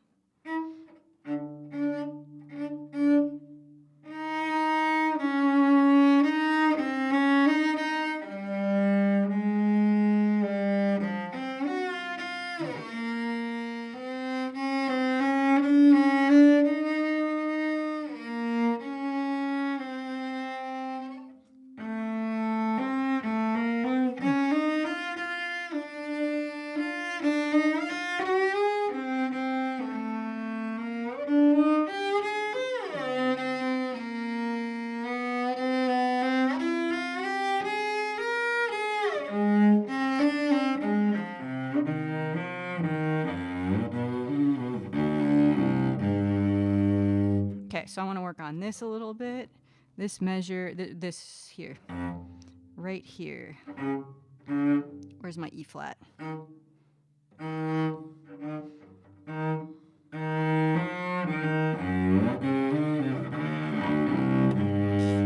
To really dig in with my bow here.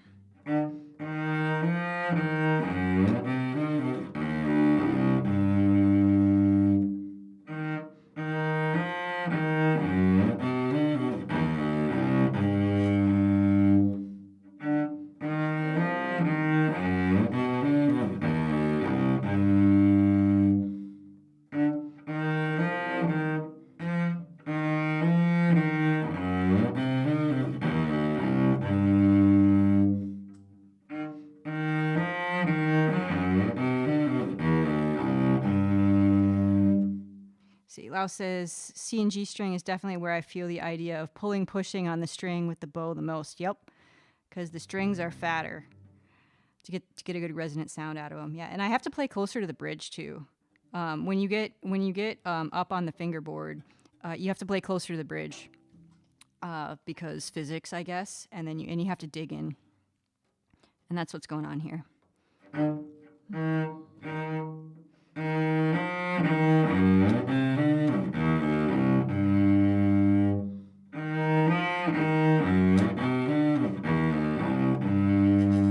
The intonation here is getting a lot better.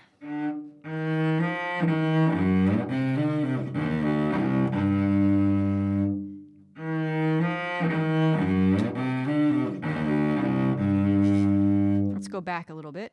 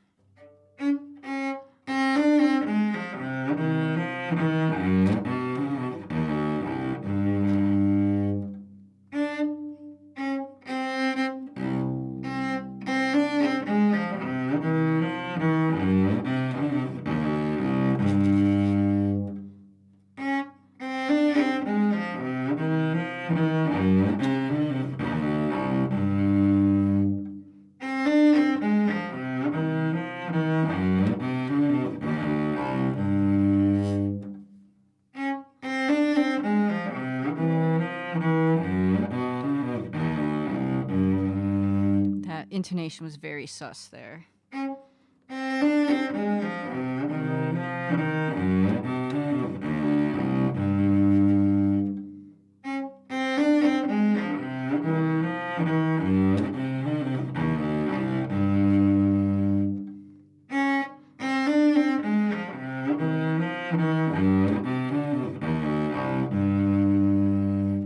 Okay, that's getting better. Let's go back a little bit.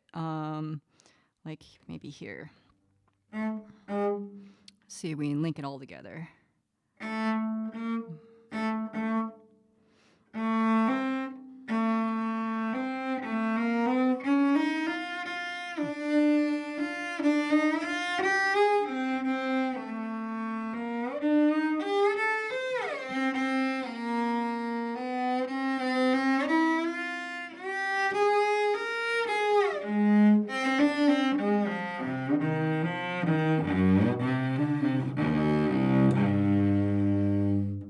Not too bad. Not super clean, but not too bad. Not too bad. I'm happy with that progress. All right, let's do the hard part. Let's do the hard part.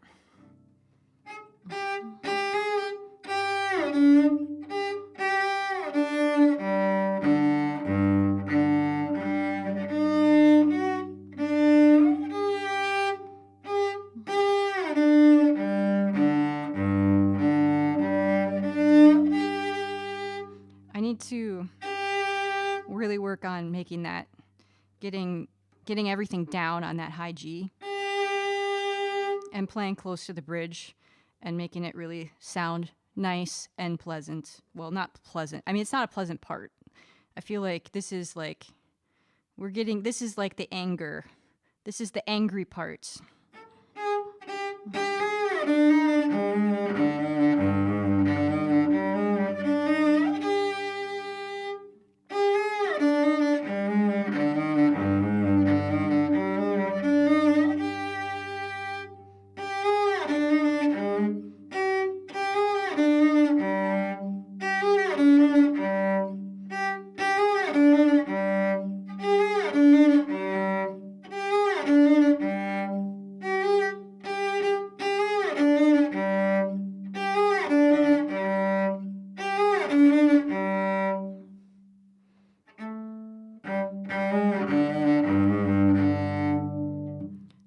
Says, it is, however, easy to underestimate how much control you need to sound uncontrollably angry and raw. Yeah, these are facts. These are true story.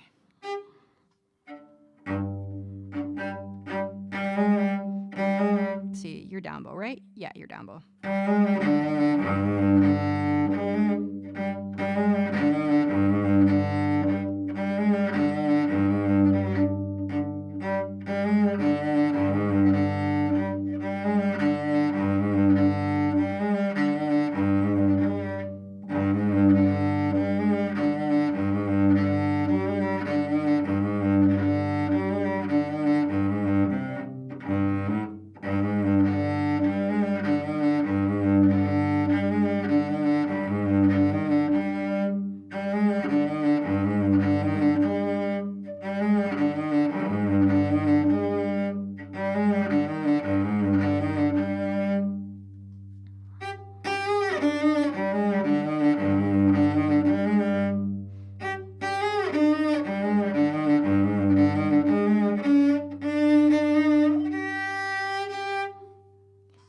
Knifex says, I'm hearing the refrain from Knight Rider.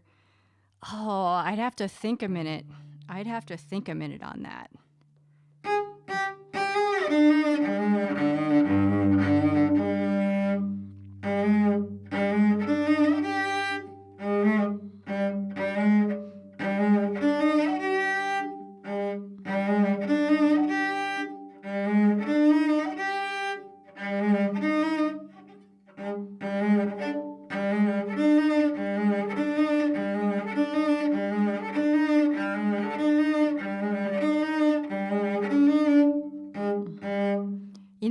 TV and film borrows a lot from classical. So, maybe the composer for the Knight Rider theme was borrowing from Faure.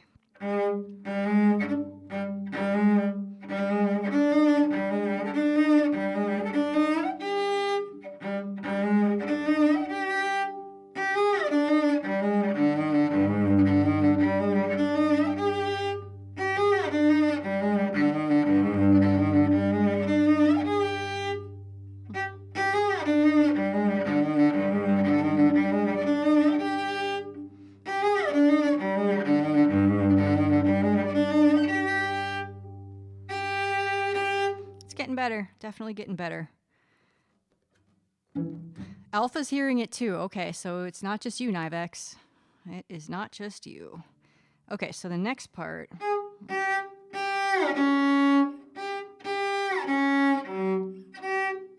What's up, Uber Cruiser? Why do you switch fingers on that fifth jump, the D, E flat D, and the G, A flat G?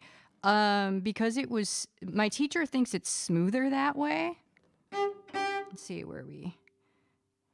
One.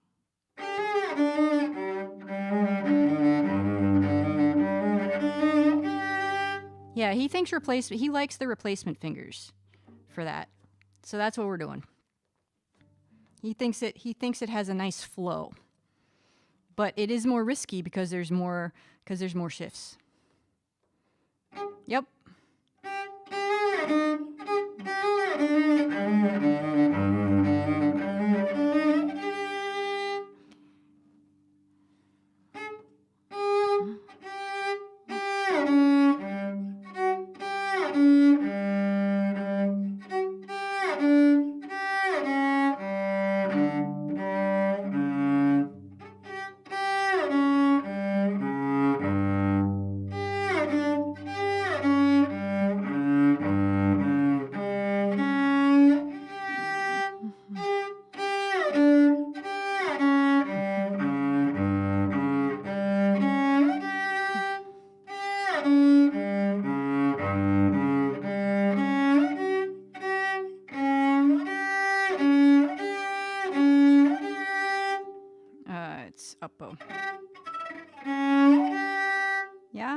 Are you up, Bo?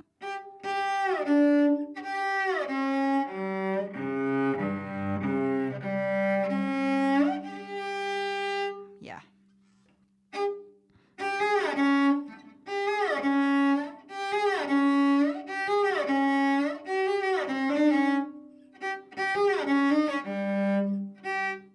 I hear a minor version of Bibbidi Bobbidi Boo there.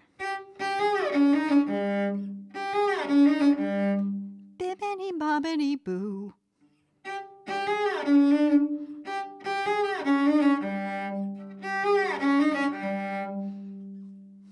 I can't help it. It's just the DJ that lives up here. It's what they do. It's what they do. They don't even stop for pee breaks.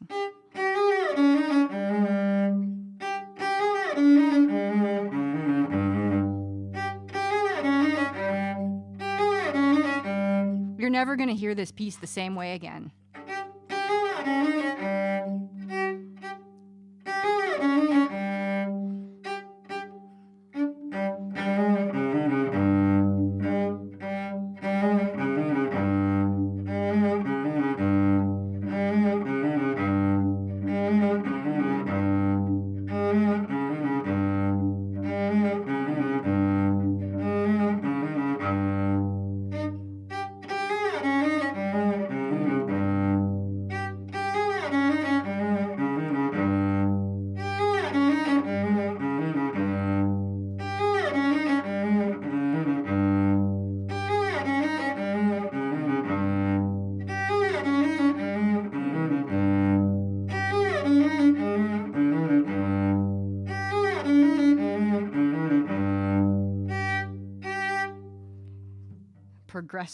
Progressive is the word I was trying to find meaning from start onwards. Yeah.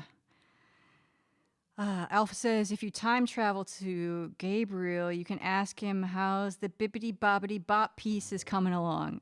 Yeah. And be like, what? Because this piece isn't that old. I think it was it like 1890-ish. I want to say it might say on the other page. Yeah, he was around from 1845 to 1924, and I think if I remember correctly when I was reading about it, this piece was first performed in like 1890-ish.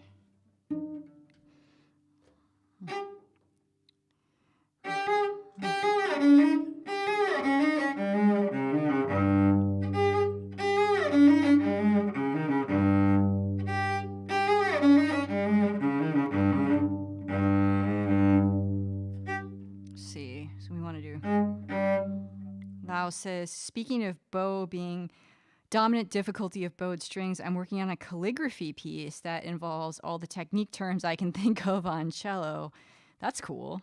And my list right now has about 4 times more bow-related technique terms than left-hand fingering terms. Yeah, because I mean, really, like, what is there on there's left-hand pizzicato? Like, I don't know. There's, it's all about the bow. It's all about the bow. Let's see, we were doing this.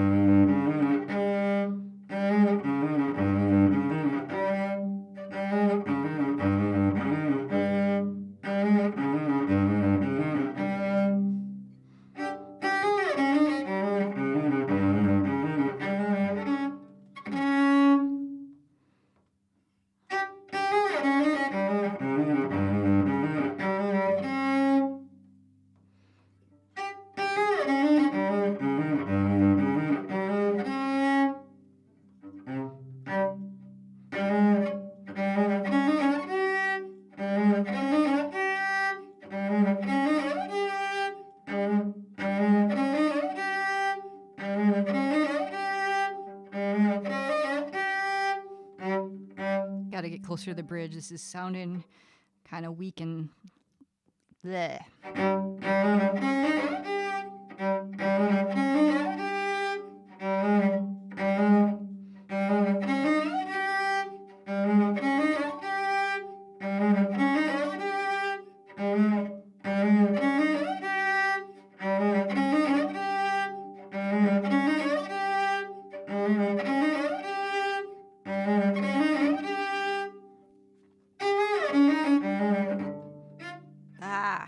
Brain fart.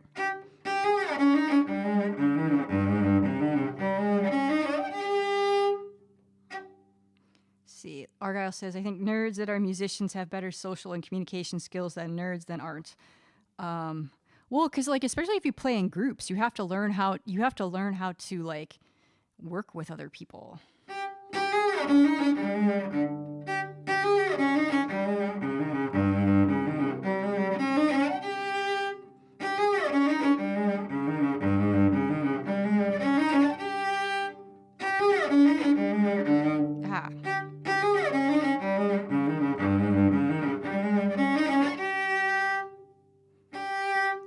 Flat on that G.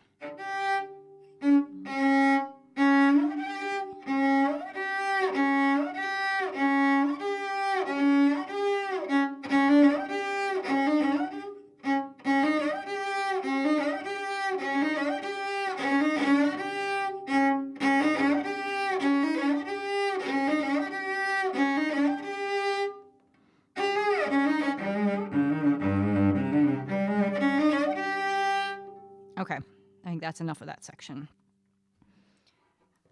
Next section. Argyle says, I think musician nerds have more charisma than nerds that aren't. I mean, I think it varies. I think being a musician forces you, especially if you perform and you play with groups, it forces you to pick up certain skills and different things that maybe if you were a non-musician that you don't necessarily you might not pick up.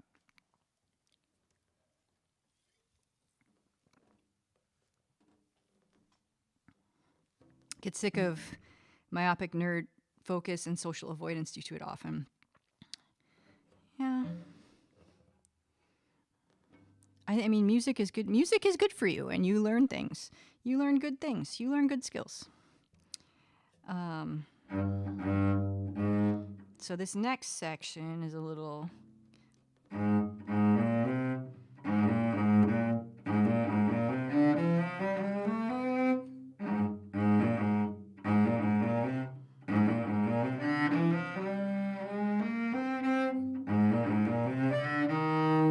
Oops.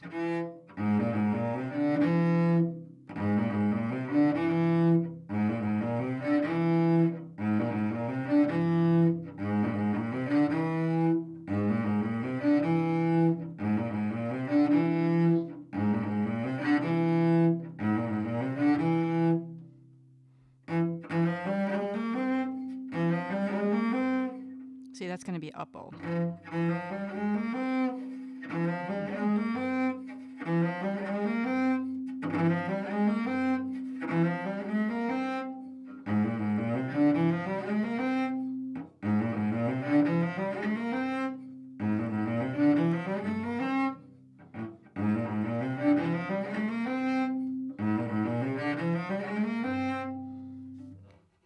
Okay, that's all right. Let's see here. And then this next passage.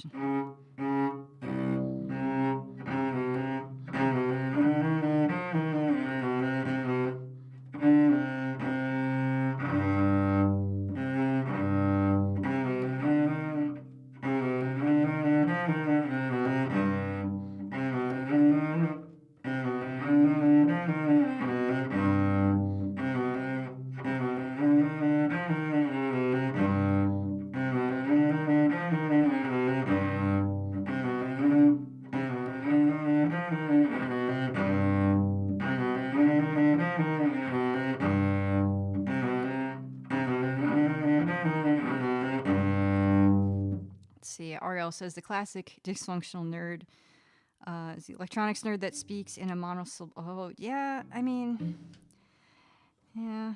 I think that's a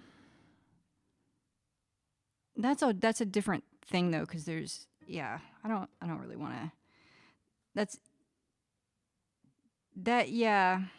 I agree, Lau. I think that's maybe not a great generalization, especially when we're getting into like cultural stereotypes. Um, so yeah, it's a stereotype and it's not a good one, and one that we probably shouldn't perpetuate.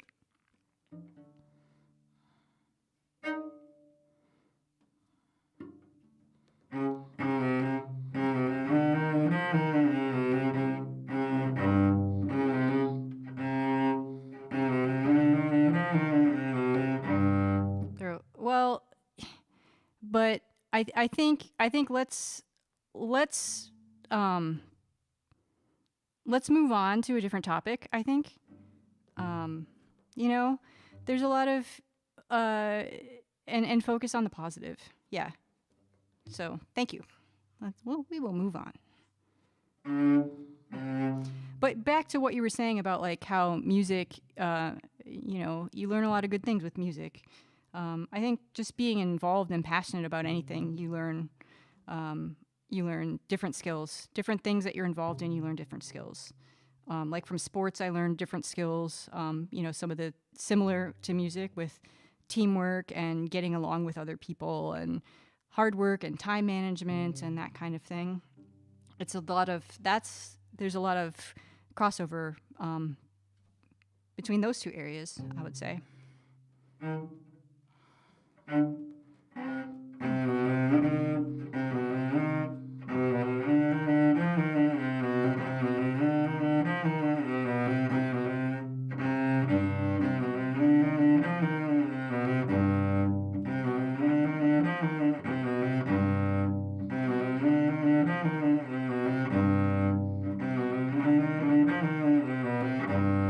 Okay, so this next part here. Let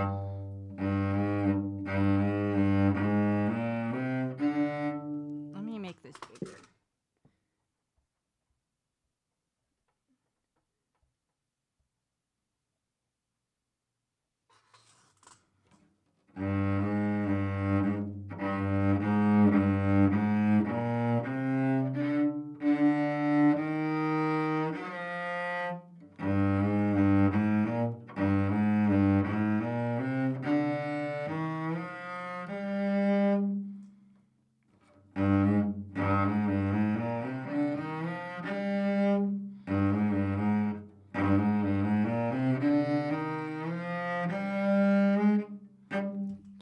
This is a little tricky for me to break up. In my mind, it's a little tricky.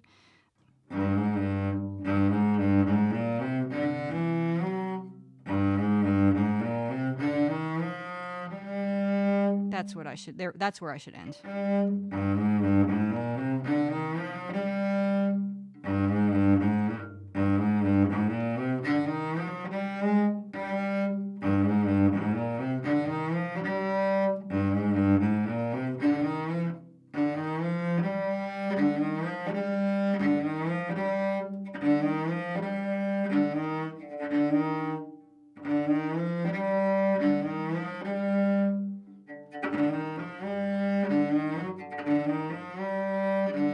No, that's not right.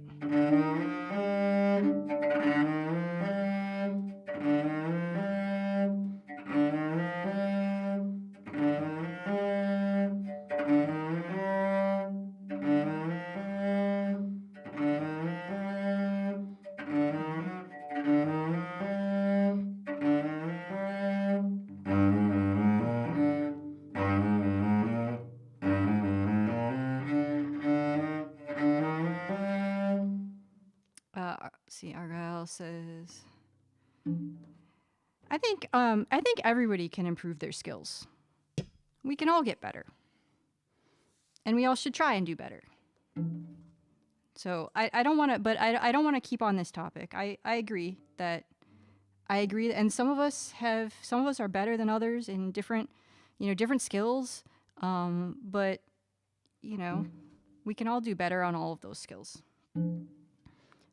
So let's leave it there on a positive note, and we can talk about cello and this passage here that is hard.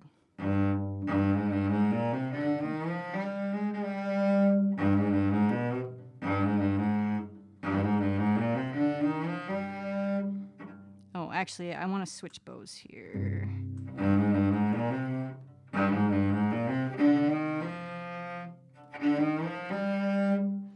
Why do we have that?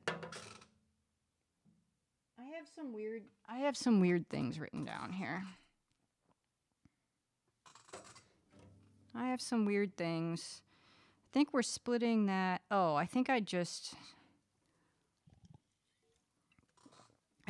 aimed poorly with the Apple Pencil. Hang on. Pretty sure this is a case of bad aim.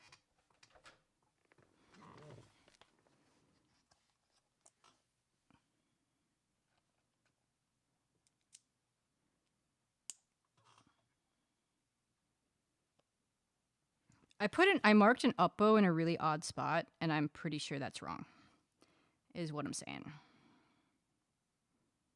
Unless that's supposed to be...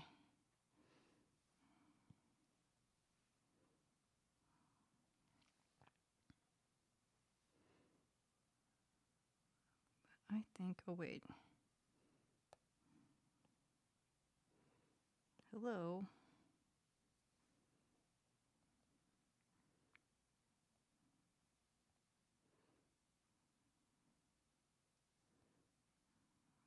Okay.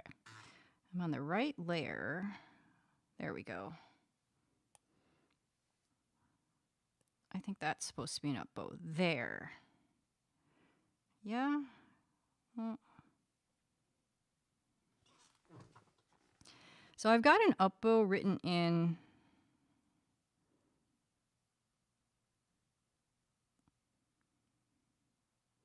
I am not sure what the intention was here. I'm going to highlight this and ask my teacher, and I'm not going to worry about the bowing right now. I'm just going to do one note per bow. That's what we're going to do. I think playing a musical instrument is good for personal development. Absolutely. Absolutely.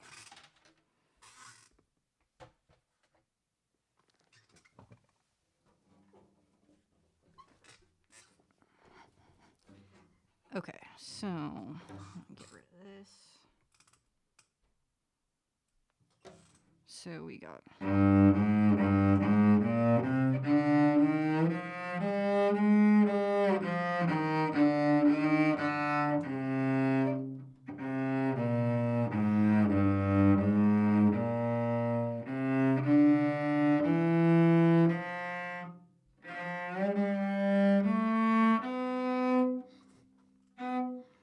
What's up, Velvet? Playing a musical instrument is good for personal development, unless it's the triangle. No, I think you can get something. I think you can get personal development from playing the triangle. You gotta have rhythm to play the triangle.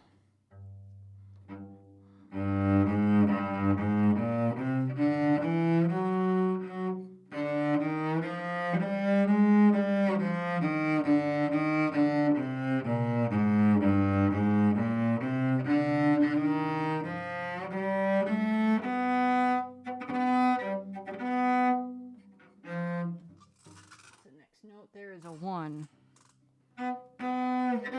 Oh, we're switching clefs. There's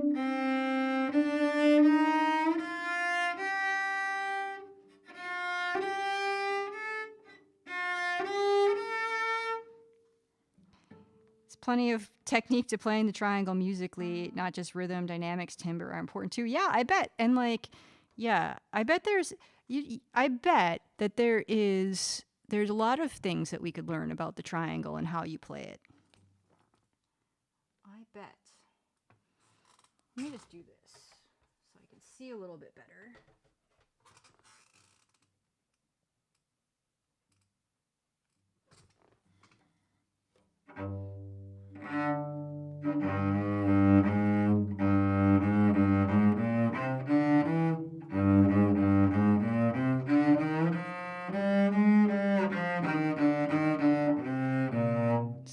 if I want to do this, if I want to like loop this.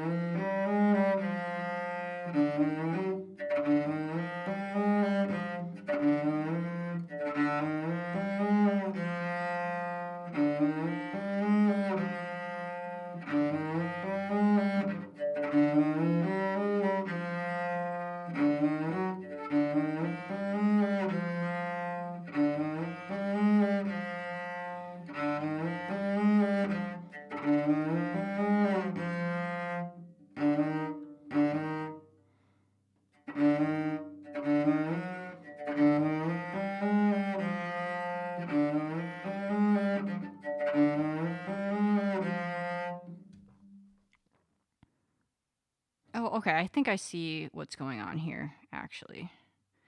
I think I'm just supposed to bow 6 notes at a time.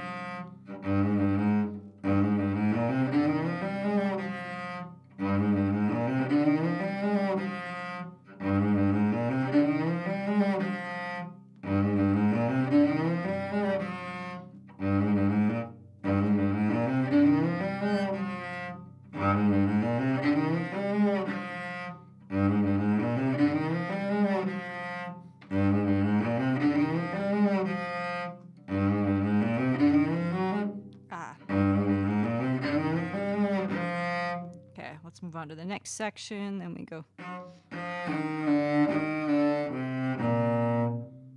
So this is a down bow.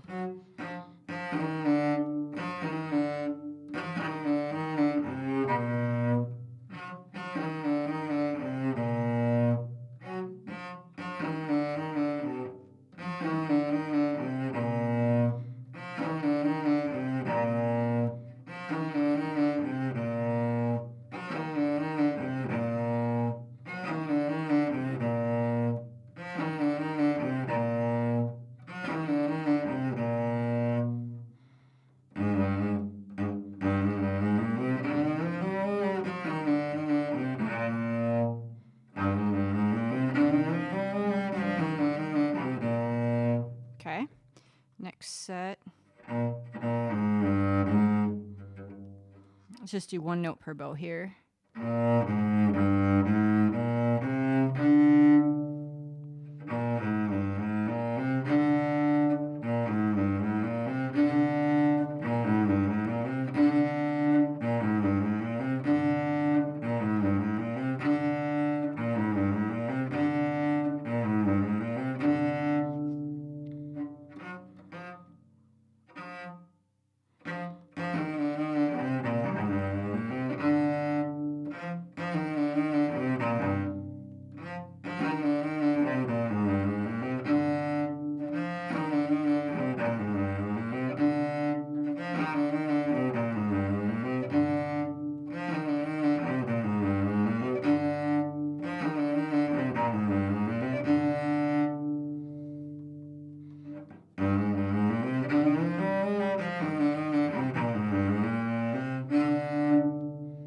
hesitated there. I did it, but I hesitated. So a hesitation is a mistake.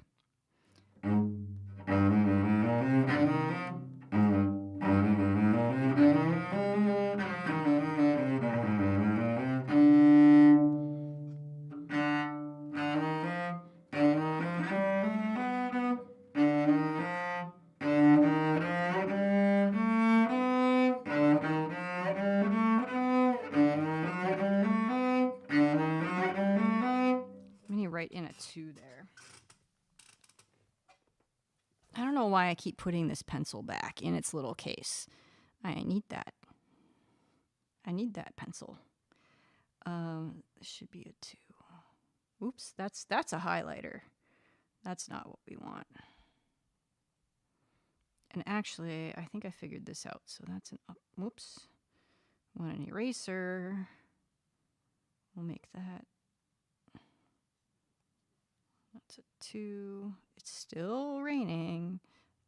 I'm sure the roads are going to be really awesome tomorrow. Super awesome. Uber Cruiser says, haha, glad you said that. I did it, but I hesitated, and that's a mistake. That's what my teacher says. Hesitation is a mistake.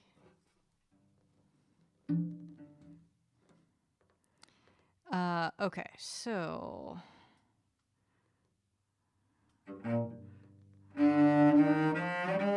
Oh, I didn't write in the thing I wanted to write in.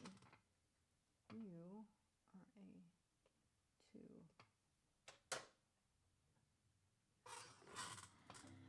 a 2. No, wait a minute. I wrote it in the wrong spot. My brain is like super fried. I did bad things. I stayed up too late doing work stuff. Oops, no. Don't do that. I stayed up too late doing work stuff this week because we have performance reviews. And performance reviews are like, I hate them so much. And so then I procrastinate. And then I just have to like just do the whole like procrastination burnout sort of thing like I tend to do. So that's what I did this week.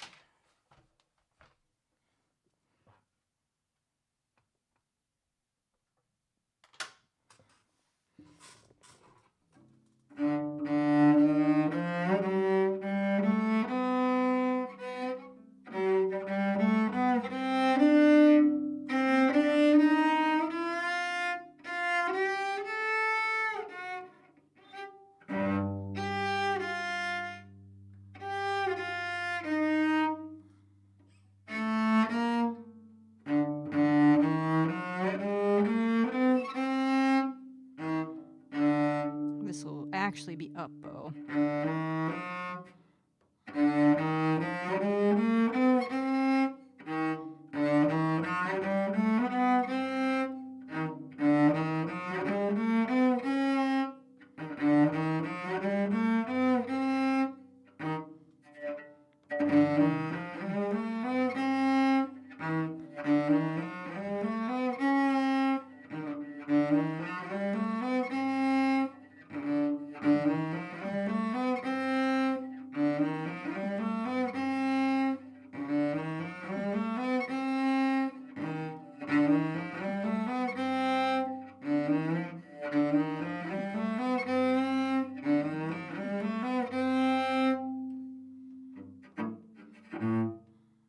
Oh wait, that's an wait, is that an up bow?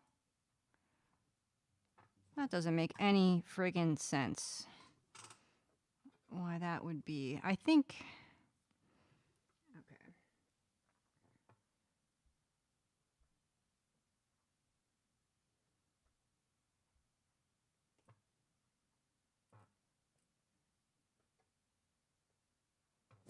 I've been fighting with this up bow and I'm just gonna erase it. Bye.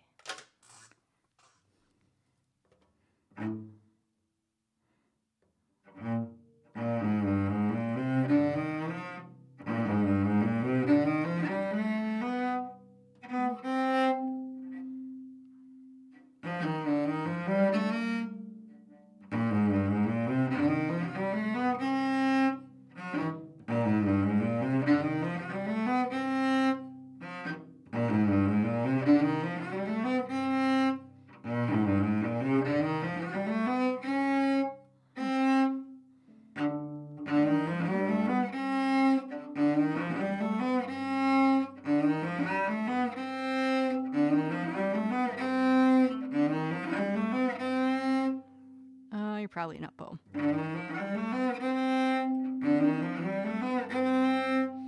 Wow, this is one entire, this whole line is one measure because there's all these 30-second notes in here. Wow, that's a lot of notes in one measure. And Lau's like, you're just noticing this? Yes, Yes, it is. And then there's a clef change in the middle. That's the thing, the clef change makes it, I think the clef change makes me think that there's a bar line, but there is no bar line. Nope, there's no bar line. It's just one measure. At least it's mostly scale-wise, yeah.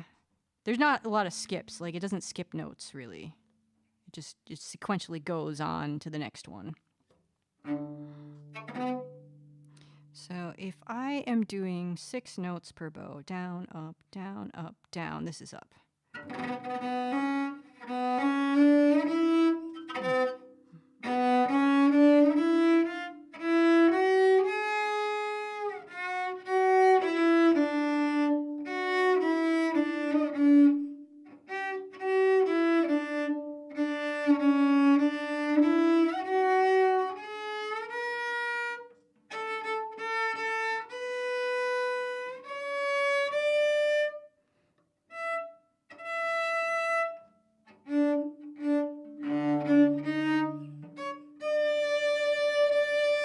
That's where we should end.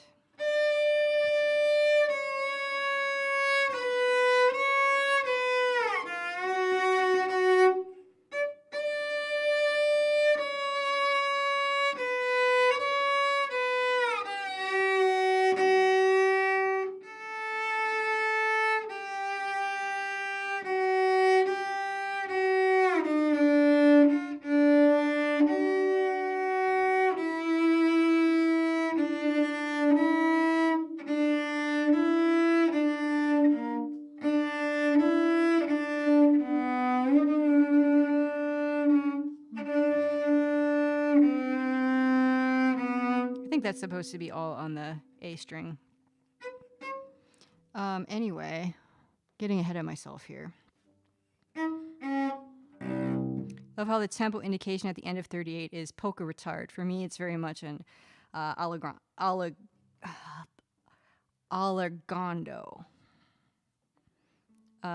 Yeah, I wrote my my little crib sheet for my note names is covering the polka retard.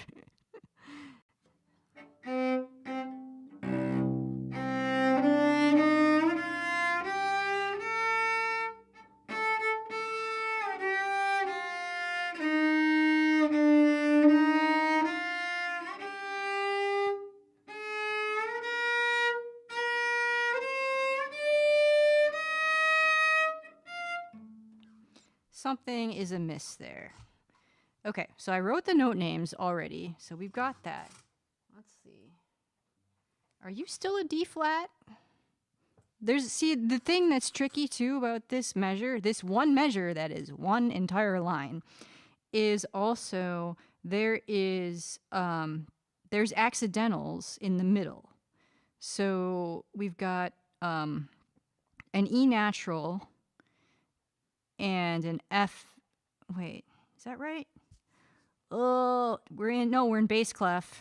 That's the bass clef part. The very end of the bass clef part, we've got an A natural and a B natural. So we go over here, yeah. So the D flat is still good. The D flat is still what we're supposed to be doing here.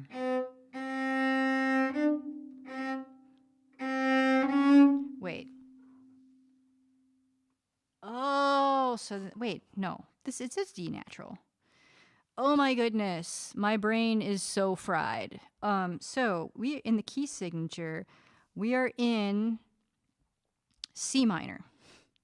So the flats that we have are B flat, E flat, and A flat.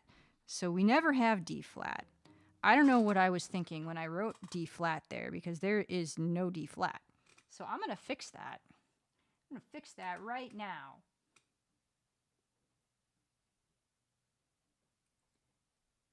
Because that is very wrong. That is so wrong. So wrong.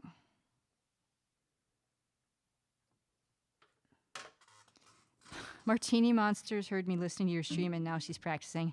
Hell yeah, Martini Monsters. Tell her I said, if she can't, make sure you tell her I said hell yeah. Everybody, by the way, go follow Martini Monsters because she's a cello friend and she's awesome and she streams a lot and it's a nice place to hang out.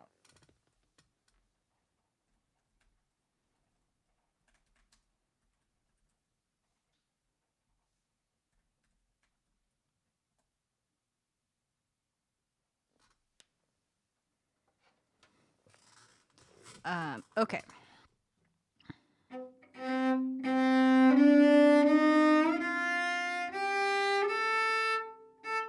I can tell that's in tune. That one rings real nice because that's an A natural.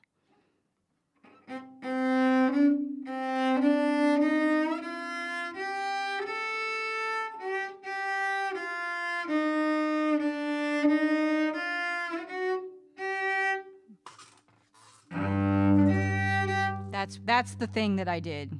It's only a half step and I'm shifting up a whole step. That's the issue. That is the issue.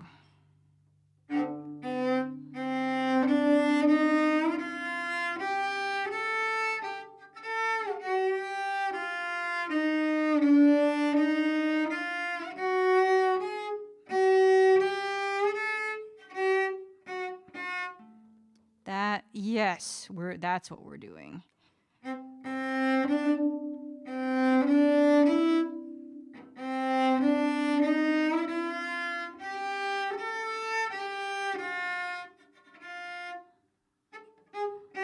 There we go. Okay.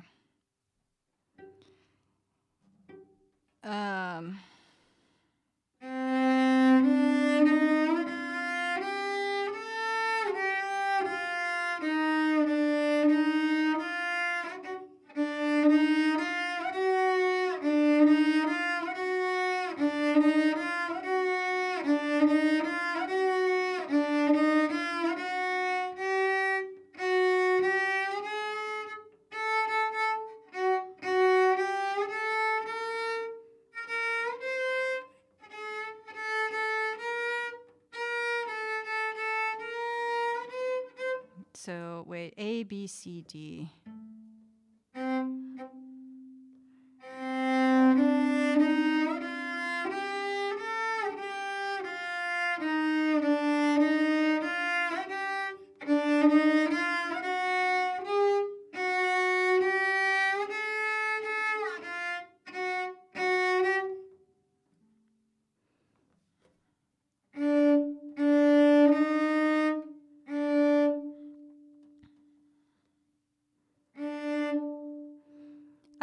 Get super like I am myself fairly political, but I don't really want to get political in chat so much. I mean, obviously I've got my Planned Parenthood thing behind me, but what's up, Rocker Man?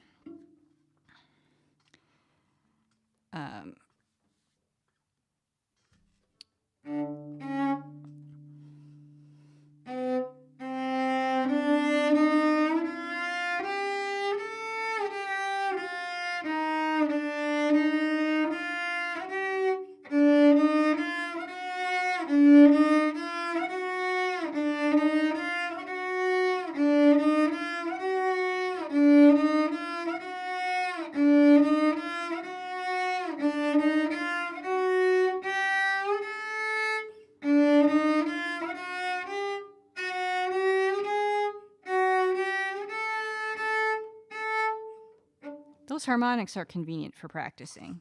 See, Rockerman says not much relaxing evening here. That is excellent. I like to hear that.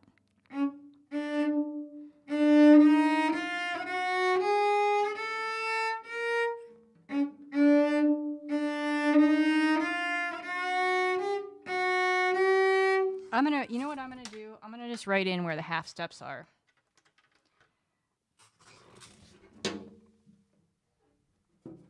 Lau, was that you that was saying that's what you did in your music? Or was that here or was that somewhere else? Do I remember correctly? Let's see. This is a half step. I'm going to make you blue. You're a half step. You're a half step. You're a whole step. You're a whole step. You are a half step. Okay, so maybe that'll help.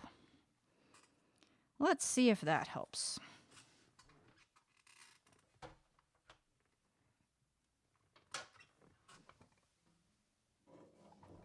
There is so much annotation on my music right now.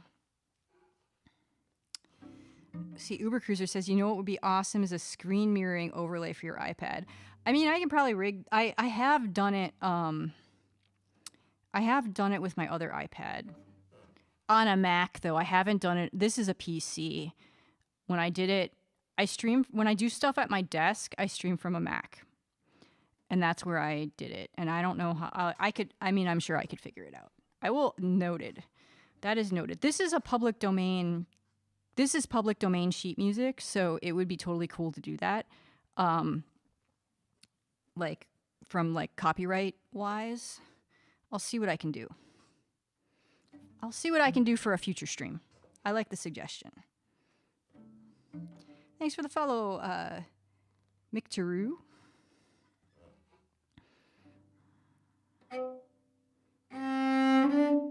So here.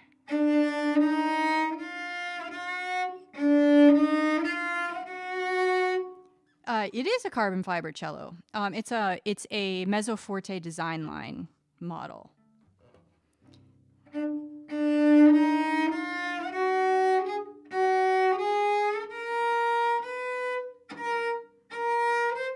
Meh. Something is, that's not right. Let me get the tuner out. Yo-Yo Ma does play cello. He is amazing. He is amazing, not just as a cellist, but like as a human. We need more Yo-Yo Ma's in the world. Yo-Yo Ma does, so he does have a carbon fiber cello, but he plays a Lewis and Clark, which is a different brand of carbon fiber cellos.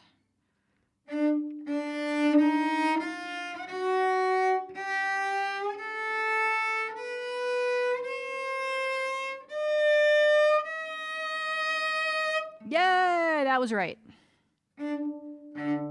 You saw Yo-Yo Ma live, like in the same room.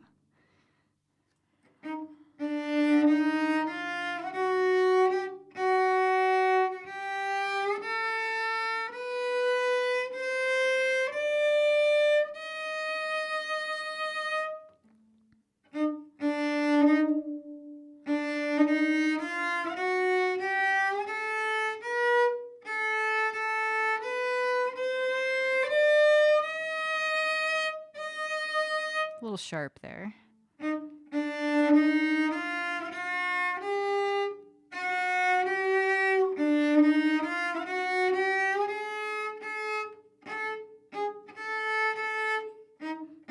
I'm going to play that as a harmonic just for giggles to get my bearings.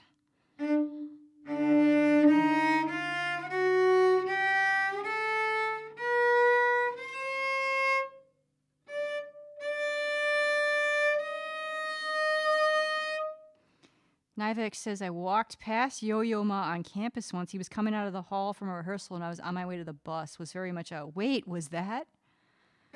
Yeah, he just like, that gentleman has a very big heart. Uber Cruiser says, I sat through a master class with him. I wasn't playing, but one of my friends did. Nice. See, Rockerman says, it was my aunt years ago. He was playing with a small orchestra, I think, but that was when I was younger, so I don't remember much of the show. That's cool, though, that you were there. I read an article that was just like somebody's anecdote of like, there was somebody that was like like some kind of like an usher or something working at a theater where he was playing, and the usher, I can't remember exactly what was going on, but the usher went into, I think it might have just like on their break, they went into like a room that wasn't in use for that night, and just like sat down to just like get a little quiet space and, you know, take a break, and ran into Yo-Yo Ma, and like I don't exactly remember, but they had like I think they had a like a soda together or something, and it was just really kind of a really sweet story. Can't remember where I read it, or if it was the Minnesota Orchestra or if it was some other orchestra or something, but it was a really nice story.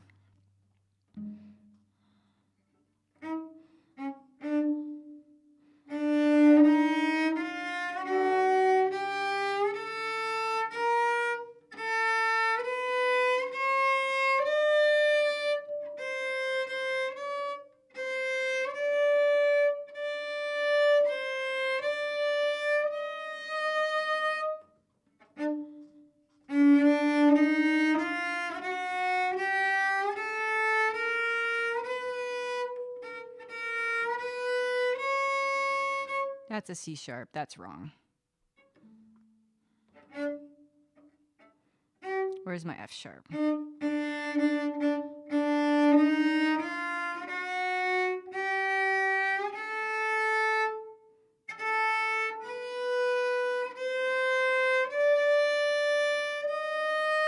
That's it.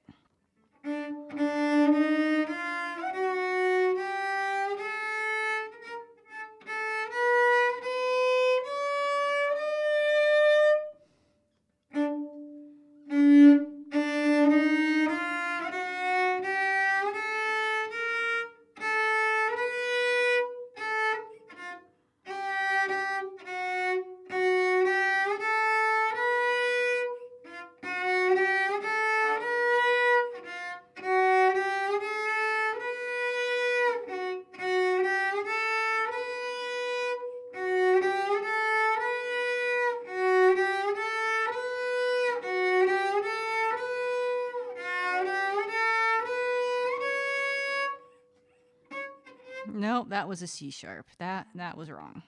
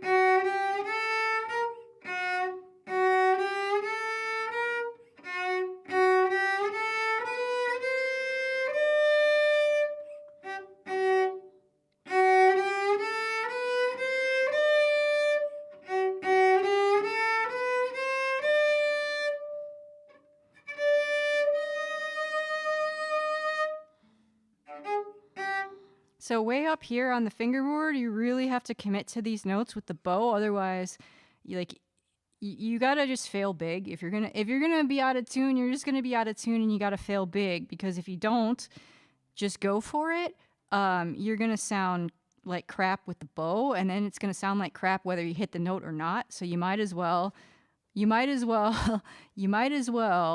just go for it.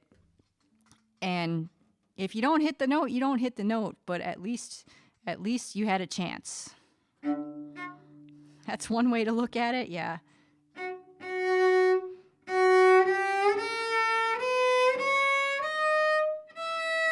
That's not the right note, though. Where's my F sharp?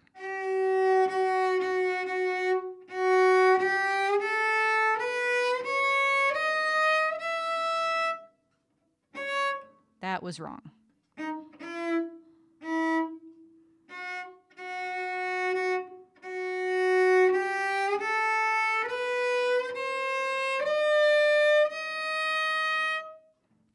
That was right.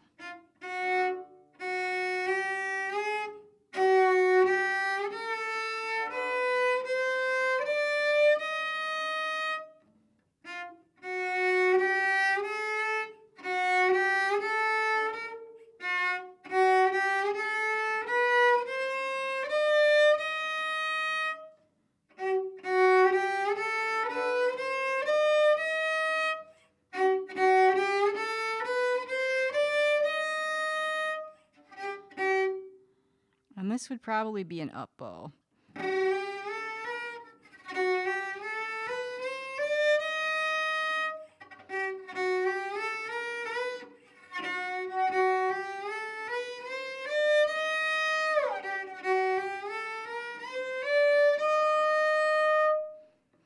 going to slur those last 6 eventually. I think my teacher wants me to have six notes slurred, I think. But actually, I don't know. Maybe not. Okay, so the first party, I think I got to ask him about the bowings here. Because there's one thing written, and then I erased down an up bow that looked like it was inappropriately placed and was confusing me. So I don't know. But this one, actually, there's no slurs there. So I think I was mindlessly slurring them, but there is a little line on the top.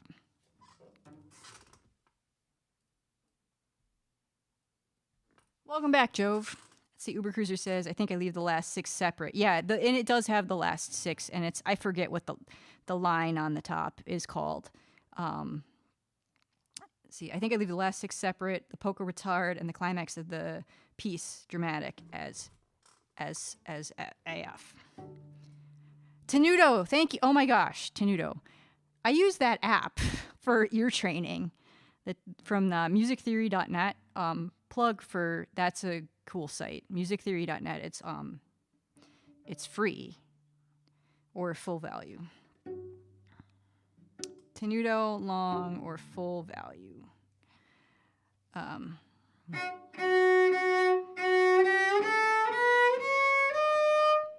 Nope.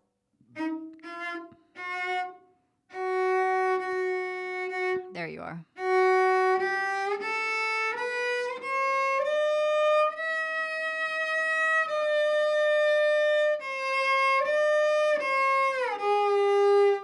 I don't know what the fingerings are because I can't see that part of the music. Okay.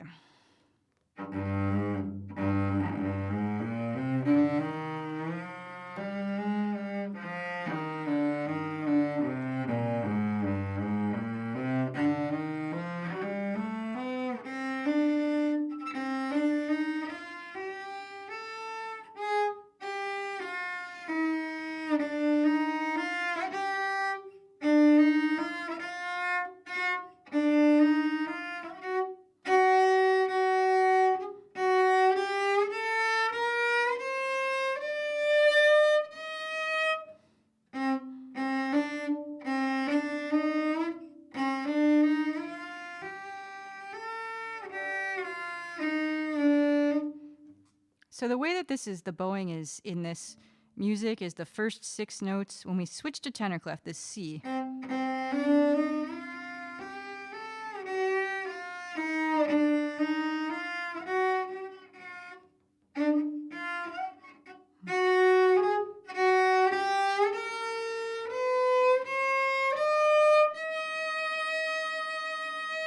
Saw you reaching for that G sharp instead of a G natural. Yep. You got me. Like I said, you keep me honest. You and Uber Cruiser keep me honest. All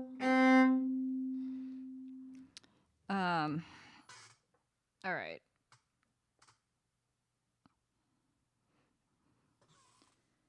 Maybe let's look at. Do I want to do more here? Let's look at this. Let me skip ahead. I'm gonna skip. We got the main melody. It's an octave higher. Yeah, whatever. But I haven't looked at this part yet. So we're in tenor clef. What position are we in? Is this just...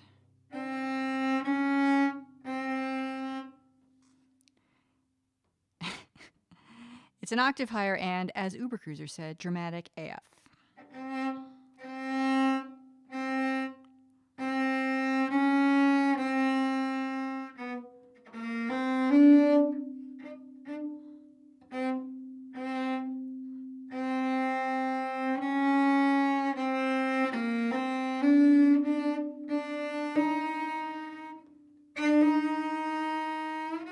I think I just need to listen to this, is what I need to do before I start hacking away at it. How long have we been going? I've been working on this for like an hour and a half. Maybe we should stop. Maybe we should stop working on this before my brain goes to complete mush. Let's do that. Okay. Maybe here. Do I want to work on some video games? All right. What should we do? I got 45 minutes more until quiet hours, so I can keep playing cello and do some video game stuff to kind of cool down and round out the night. Or I can get my guitar out and I can practice seventh chords and practice some chords from video game music. Alpha says I'm feeling sleepy. So Alpha's I think abstaining from this vote is what is the interpretation I have from that statement. Does anybody else have a preference? We could all just feel sleepy, and I feel like really good about the work. I feel really good about the work that we've done tonight on the Elegie. Well, you know, I'm not really. I'm looking for help making decisions. I'm looking for help. So, those are the things. We can keep playing cello and we can play video game music, or I can switch to guitar and do a little guitar practice. Those are the choices. So, more cello or guitar. And if we do guitar, you're partial to VGM, but I am also not long for awake. And Joe says, I'm just here to make the vote a tie. Of course. All right. We'll do video. We'll stick with the cello. Everybody wants the cello. You're like, a guitar, that's so boring. Everybody plays the guitar.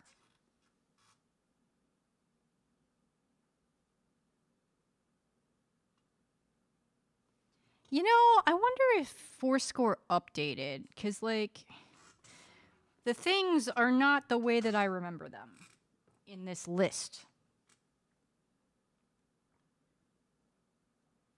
And I'm, like, all confused now.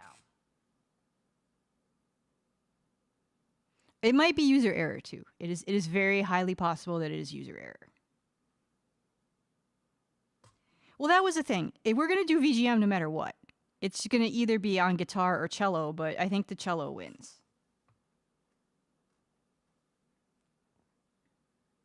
So let's not screw around. No, I think I'm blaming user error on the software, I think is what's happening. I think that's what's happening. If I'm being completely transparent. Okay, so we got this. I think I'm just like I said, it's been time to pick up the B flat trumpet. No.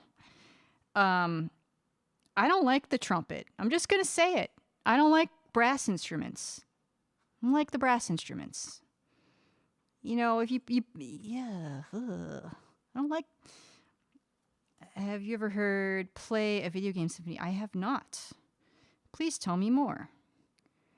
I think I have stuff bookmarked. Yes, I do.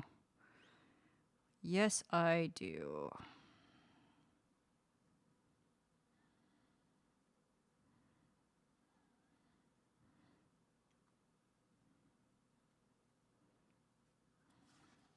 This is going to be not that exciting, but that's fine. We'll warm up with a little Zelda. It toured many years ago and played here with the North Carolina Symphony. Oh, cool. All right.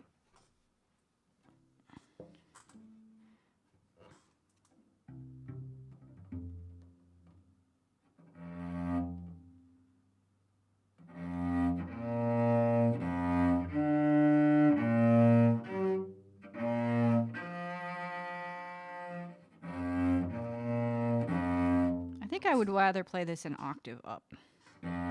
Maybe.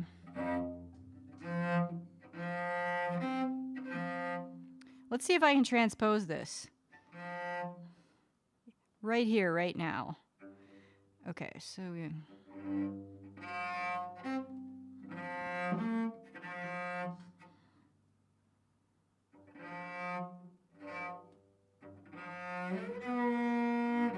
No. Brain is... I don't know why I thought I'd be able to do that. Hey, what's up, Learn Music? It's been like a long... I'm sorry if you're still here. I just saw you. I have not been looking over there where the YouTube is over there and the Twitch is over here. Fourscore has practice logging, does it? I don't use... If they do, I don't use it. If they do, I use Mujo. That's what I use. It has cues? Wait, what? What are you looking at, Uber Cruiser? Okay, so I was really pleased with myself. I taught New Baroque something. New Baroque is, he's got a PhD in violin performance. And Fourscore has layers. So that's cool. But he didn't know that Fourscore had layers. So I have like on the Elegie, I have one layer for where I like wrote in the note names on some of the tenor clef parts, and then I have my my fingerings and my bowings are on another layer. Thanks for the follow, Asdi. Said the menus for Fourscore changed, and I'm clicking through them, and all I've ever done is use it for his music and set lists and marking stuff. It does stuff, but where... Now you're going to make me look. That's the annotation stuff. And now I'm seeing all these features. Where are you looking? Are you looking in the suitcase? Oh, yeah. Where is the logging, though? I see a dashboard. Oh, what's this? Dashboard. Oh, it's the dashboard. There's cues.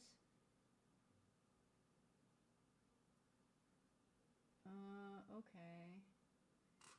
Goals and analytics and reports. Oh, okay. I'm going to have to check that out.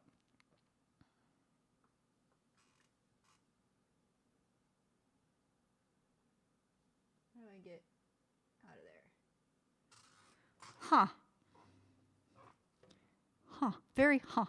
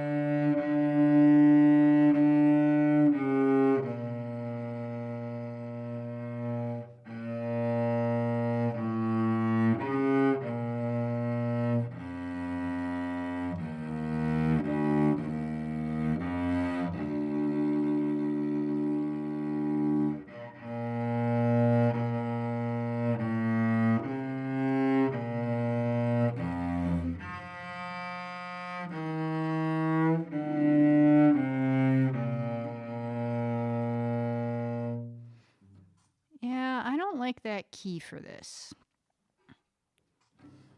Let me give it a try again in an octave higher.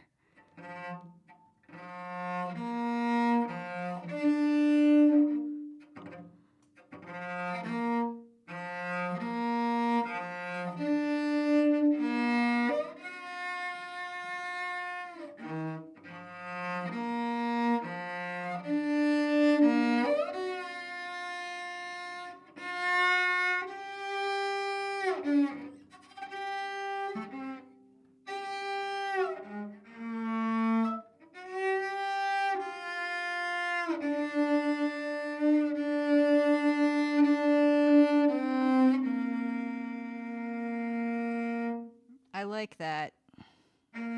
Oh, thank you.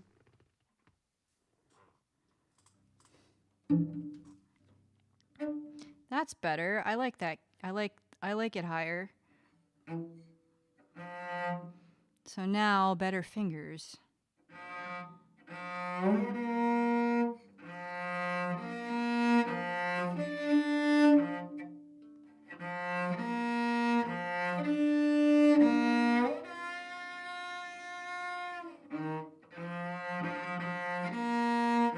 So I think we can use layers for this. Oops. Oh no, I lost my page.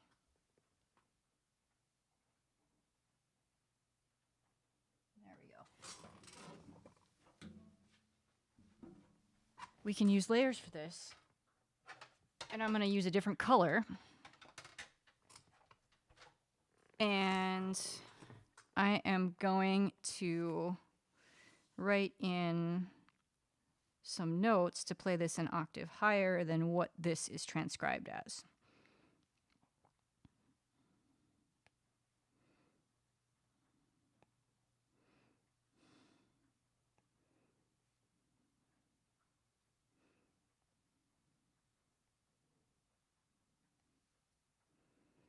It's, yeah, 8 VA. No. No.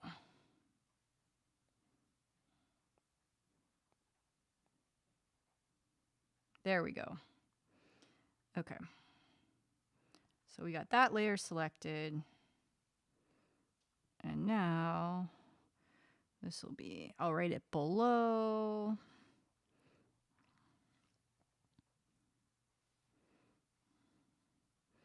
So this would be,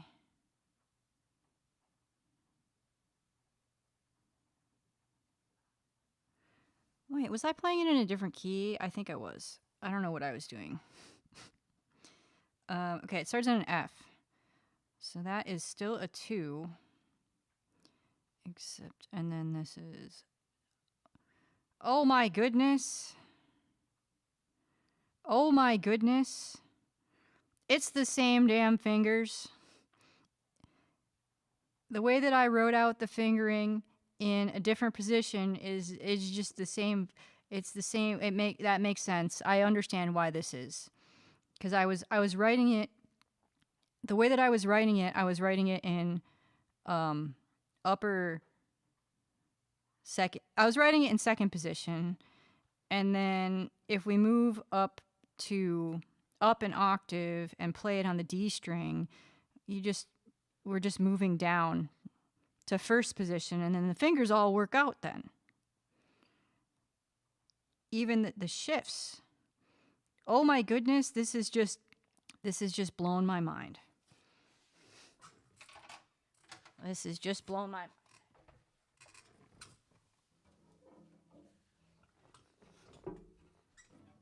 mind.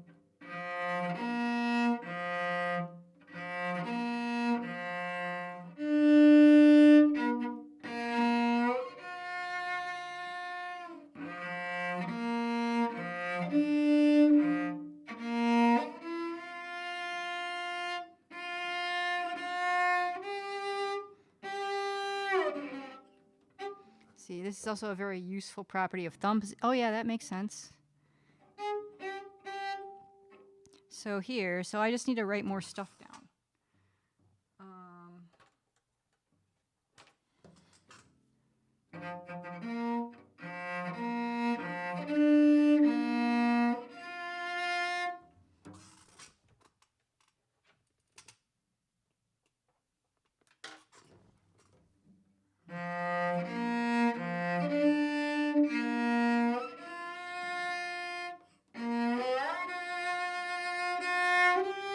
That should be a 2.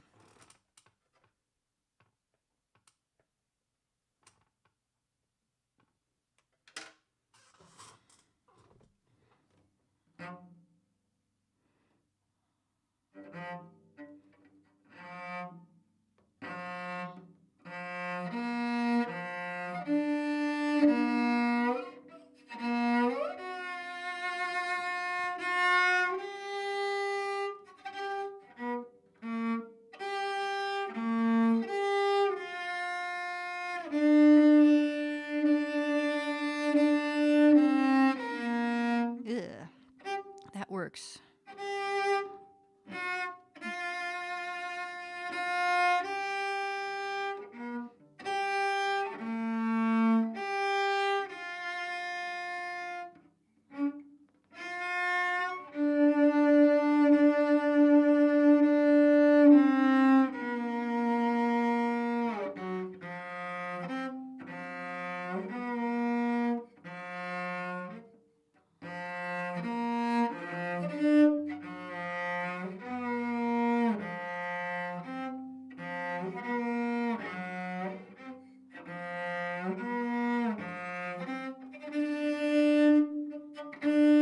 No, that was what I was doing before was better.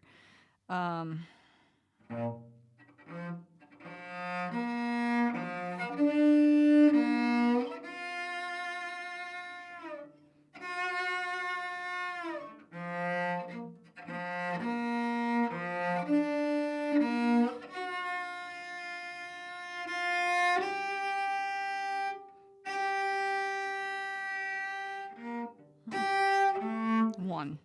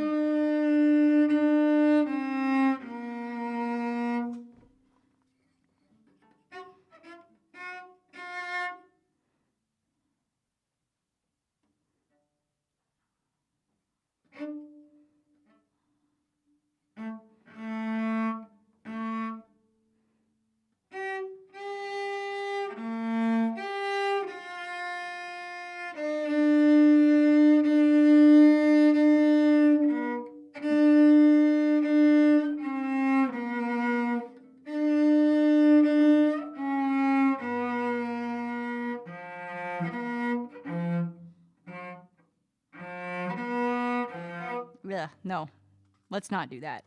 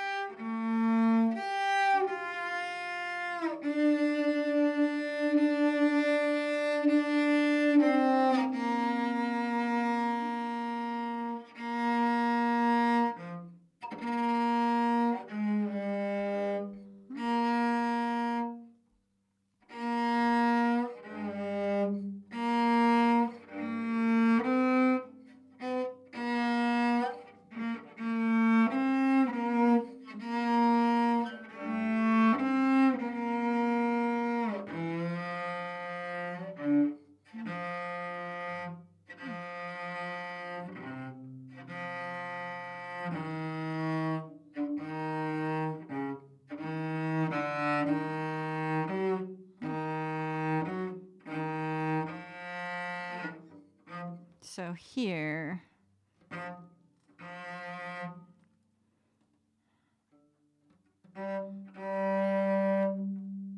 Oh gosh, my brain just went into treble clef. No, that's wrong. You are not a G. You are a B.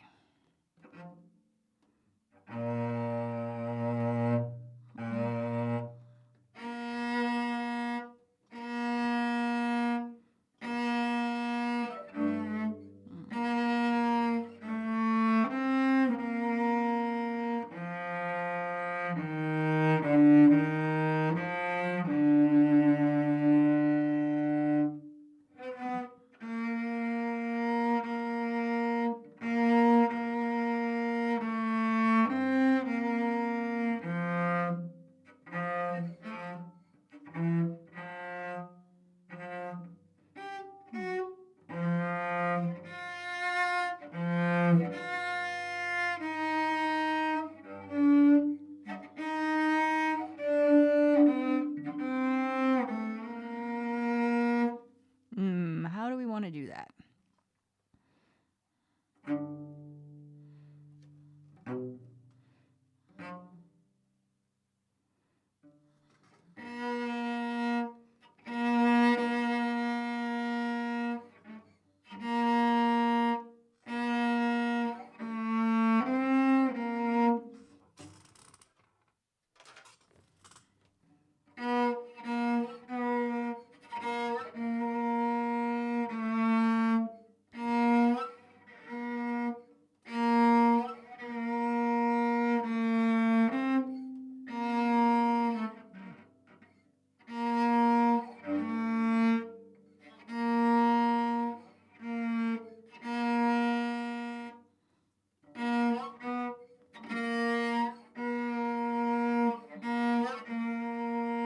I think that works.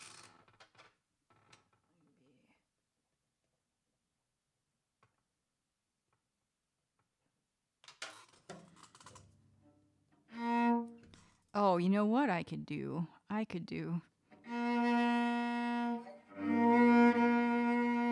We'll shift there.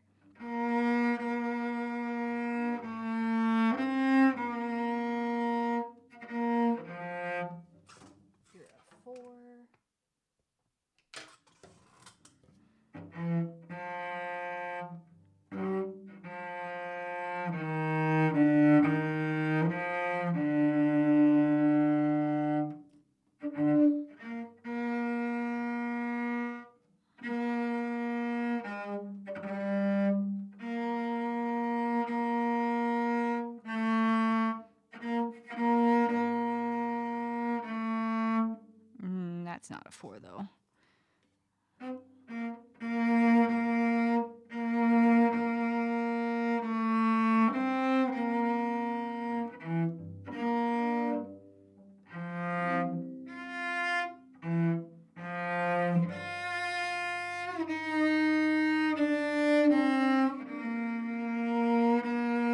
So, you know, even like this is like a pretty simple melody, and it's still like it's really tricky to figure out a fingering that is not terrible. Cause like if I just play this how it's written in first position or whatever.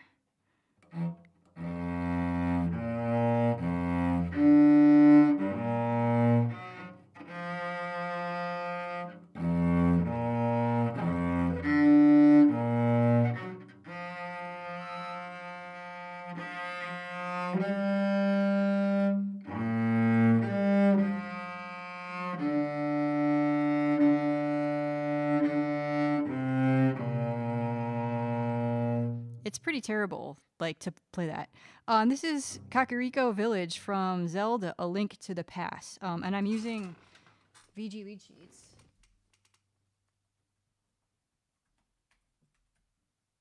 I think that's it. Is that right? Oh yeah. I wrote it over here in the thing. What's up, Chasing Cello? You missed it earlier. I was playing the Elegie. Working on that now. It's good to see you. It's been a while.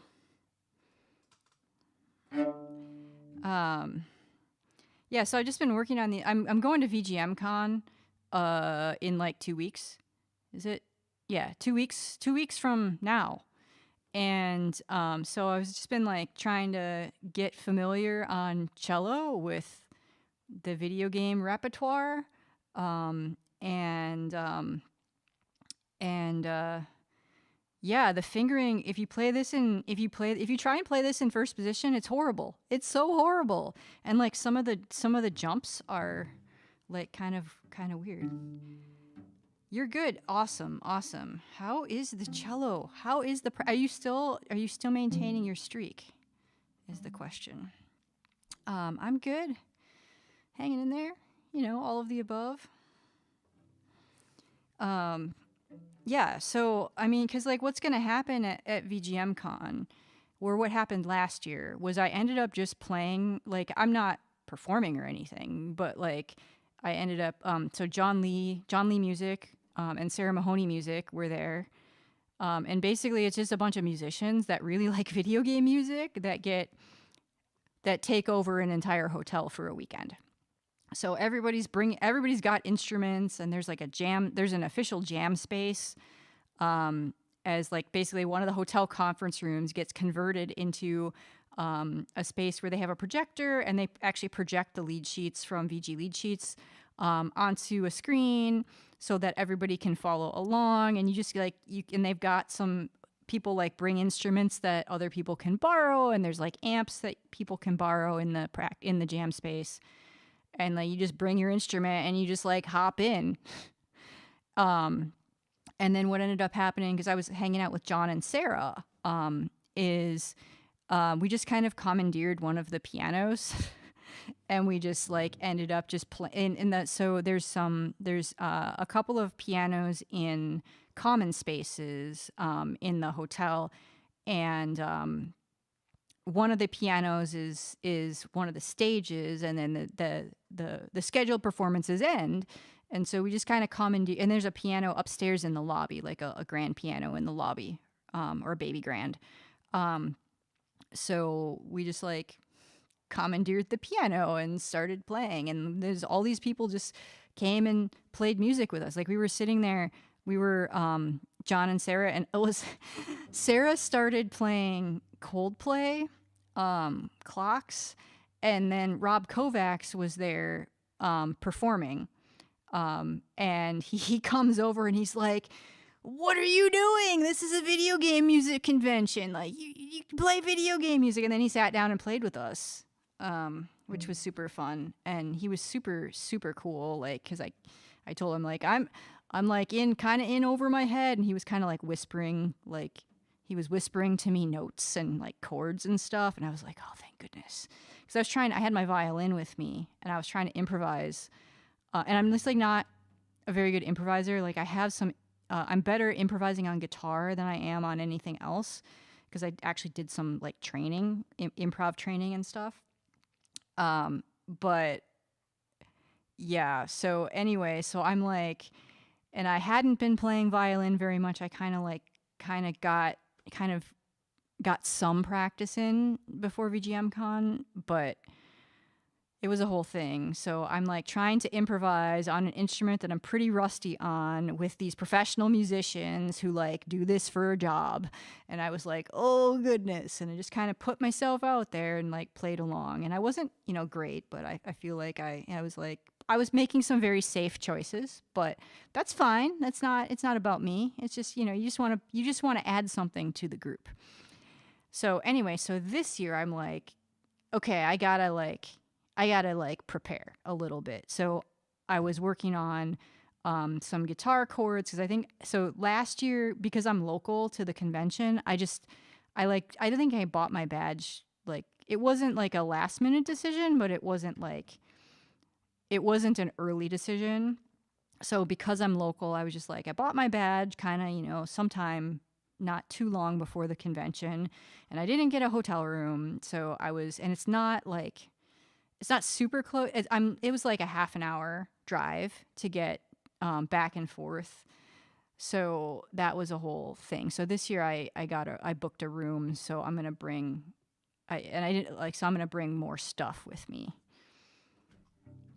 See, Chasing Cello says, honestly, that's the fun part of music, building a community and just having fun with other musicians. Yeah. And so, like, I dabble in the video game music and I mod for some streamers that play video game music. So I get, acquainted with the repertoire. And I played video games when I still play video games occasionally, but like, I have like 200 issues of Nintendo Power sitting at my bookshelf at my parents' house, so like, but I mostly played my games on mute because I'm a monster.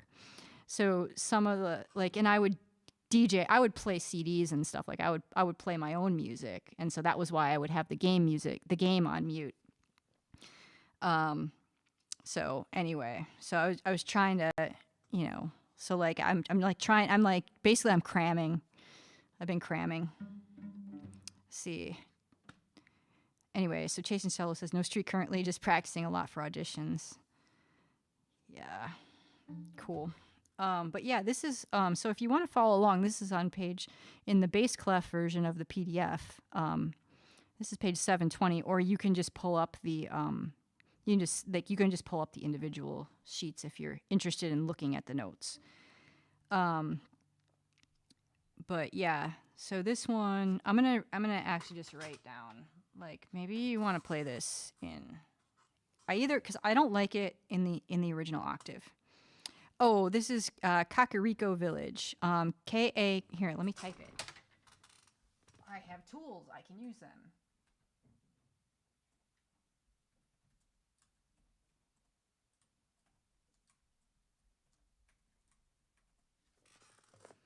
Let me put the link in chat again.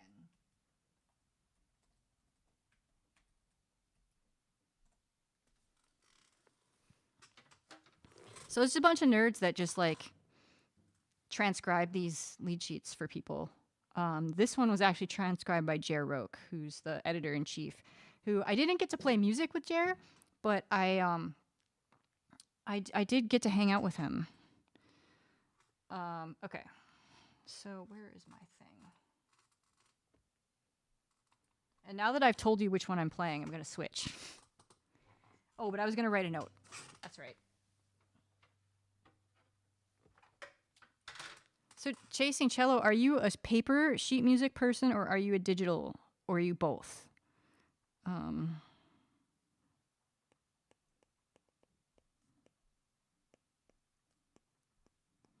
I just got this iPad a couple months ago, and I'm just getting used to Fourscore and stuff.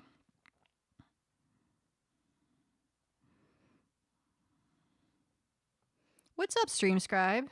Good to see you. So actually, wait, what are we doing? Another one that I had. Let's do Fisherman's Horizon, maybe? No.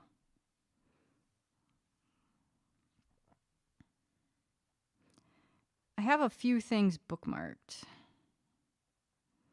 But I have some of them, like, I kind of have down now. So, no,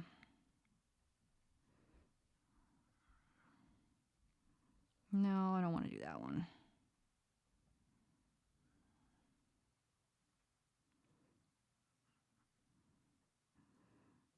Oh, I need to put slurs in this thing here.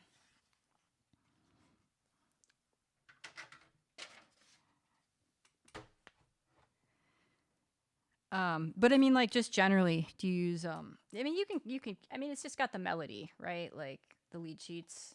It's the melody and the chords.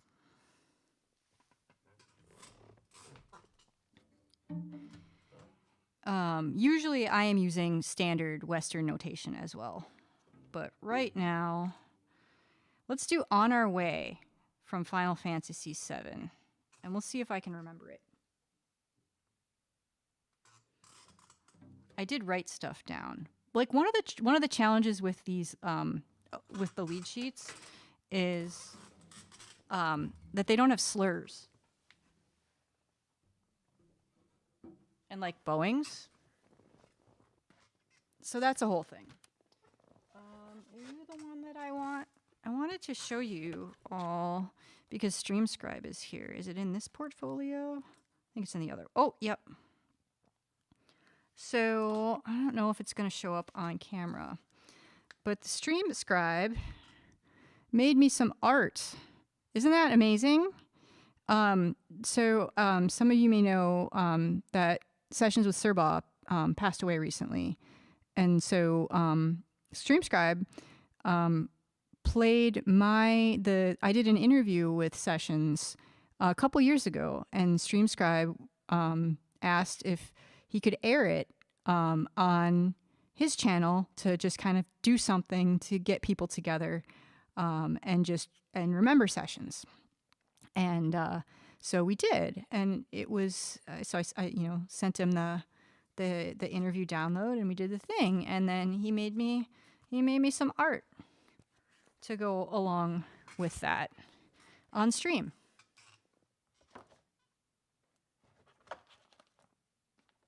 And I can't get it back in the thing. So everybody should go follow the StreamScribe.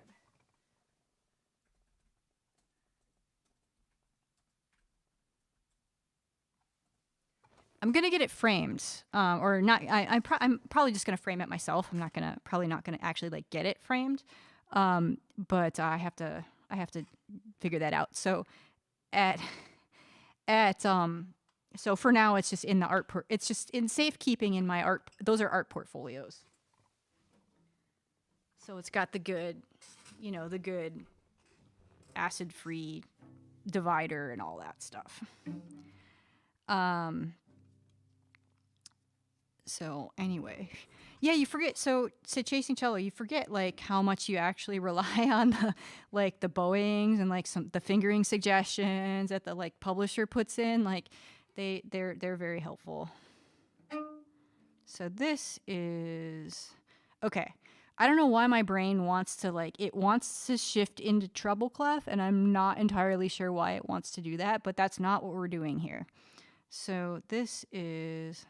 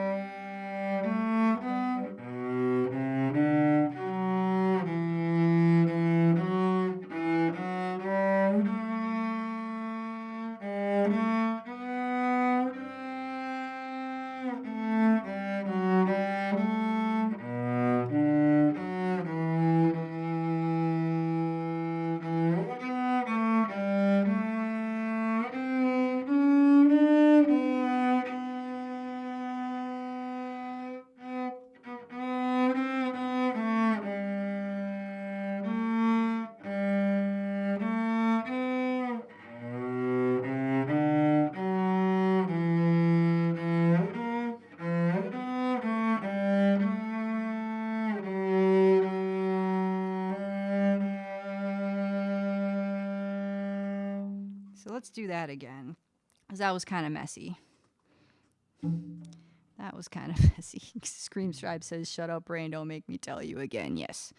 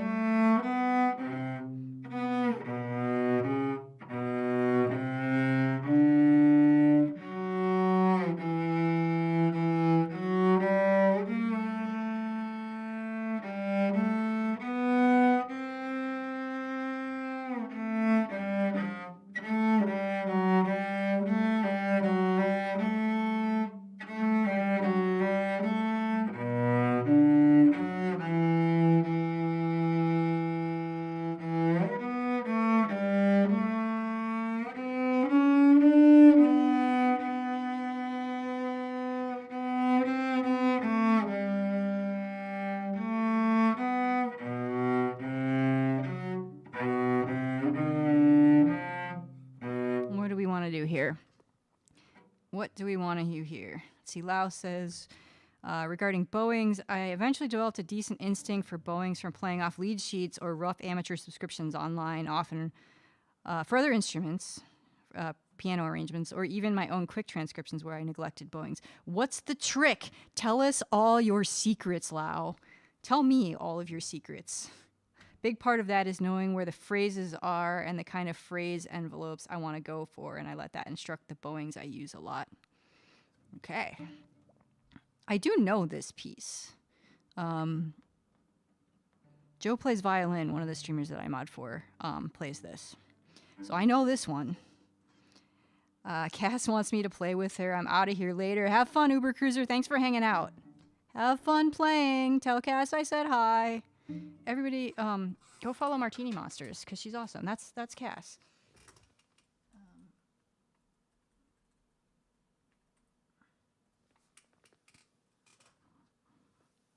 She has brought some friends over here a number of times, and I greatly appreciate that. I believe Cass plays a carbon fiber cello as well, but not the same kind. She has a Lewis and Clark, and I have a mezzo forte. Okay, so.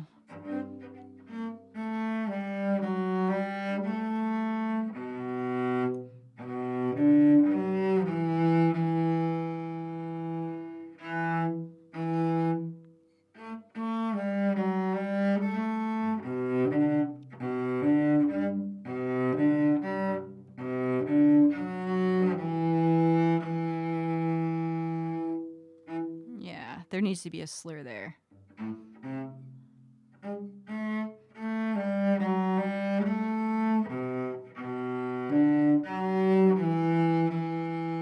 No. I want that to end up bow. I'd love a chance to try out a Lewis and Clark or a mezzo forte, but they mostly sell direct, so I don't get the opportunity to randomly find out at a luthier usually. Yeah, so what happened was...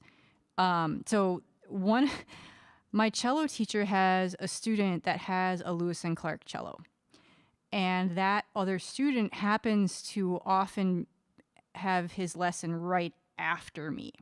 So, the other student let me play his cello, and it was very nice. I didn't play for very long because we were just switching in between lessons. So like literally like a minute. But it felt very nice. And I was like, okay. And like that student is totally cool. Like he offered, he's like, well, if you want to borrow it sometime. And I was like, oh, but anyway, so, I was looking at cellos and the Lewis and Clarks are a little bit more expensive, and they're louder than the mezzo fortes. So, like I, read up on a bunch of stuff and watched a bunch of YouTube videos and things from other cellists. And so I was like, yeah, the Lewis and Clark, I share walls with neighbors. So like louder is probably not better in this case. But I could tell just from the little bit that I had played it, that it was, that it just felt good. And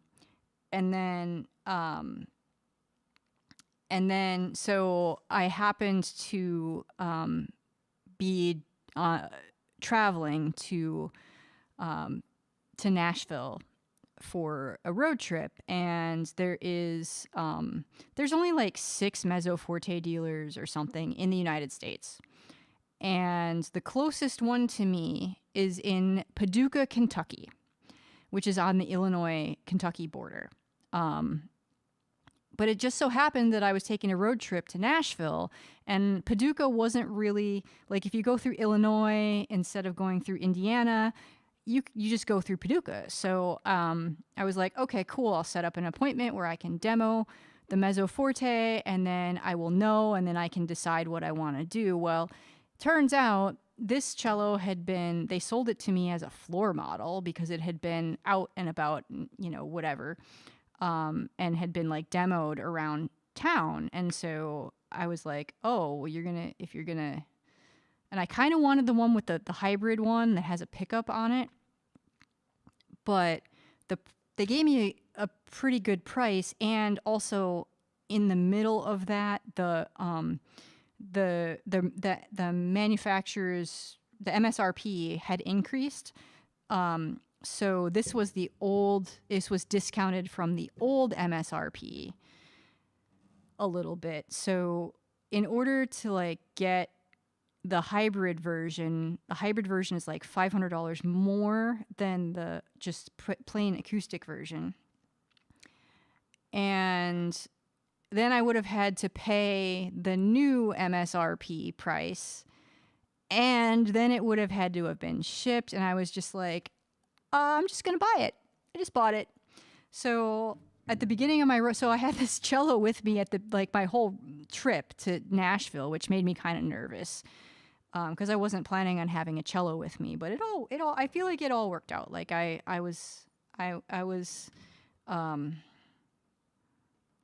am happy with the sort of, it wasn't entirely an impulse buy, but it kind of was.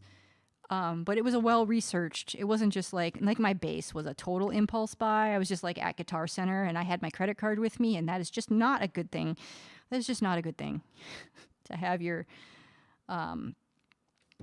stuff. It's just not good to have a credit card with you when you go to a music store. So, anyway. Lau, you also impulse bought your bass. I'm pretty happy with this bass, actually. Like, for an impulse buy, like, it was, I played it and it, whatever. So, it was fine. I kind of wish I didn't have an active pickup because I don't like dealing with the battery. But anyway, it looks like it's quiet hours. So I'm going to have to put the cello away. That's what that says. But maybe we can, before I put the cello like totally away, we can maybe work out some of this stuff. I can play pizzicato for a little bit.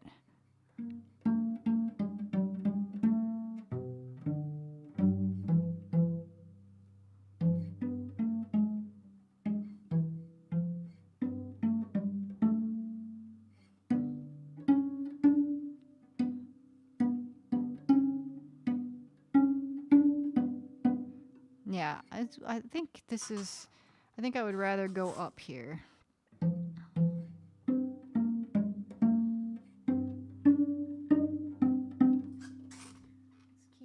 Let's keep it on the D string there.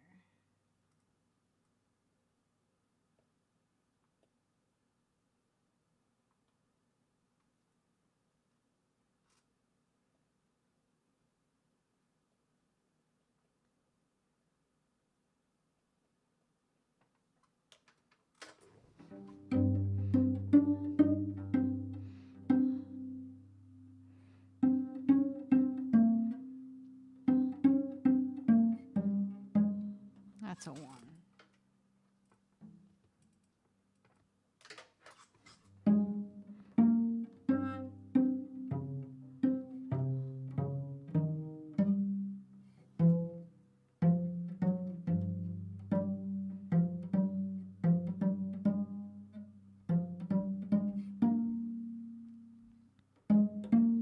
See you, Chase and Cello. Good luck with all your auditions. Break a leg, all that stuff. Go kill it. And hopefully I'll see you around soon.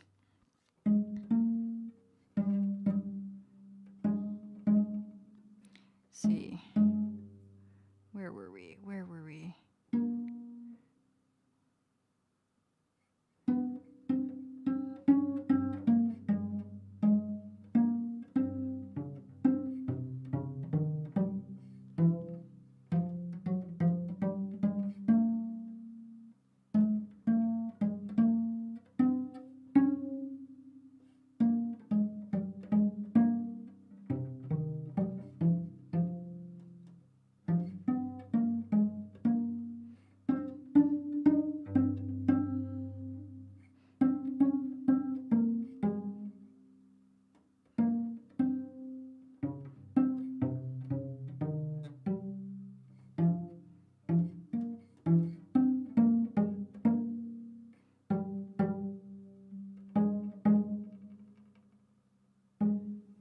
Do I do much computer programming? No.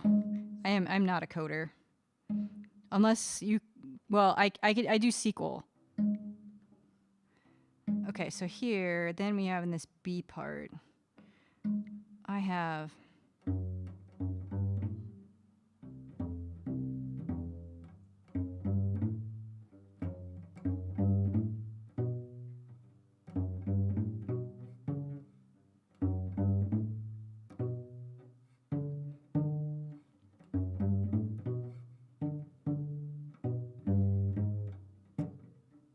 this is what I have written. I have a 4.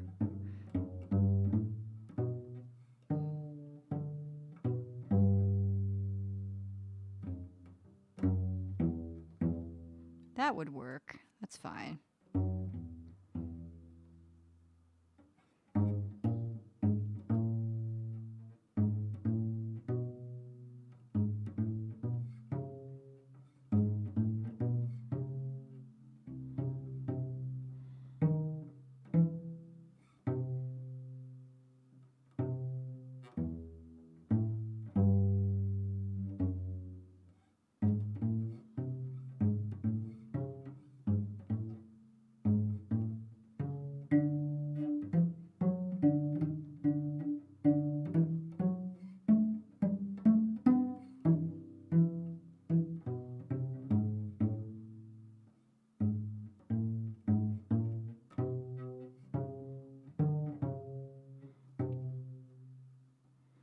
Yeah.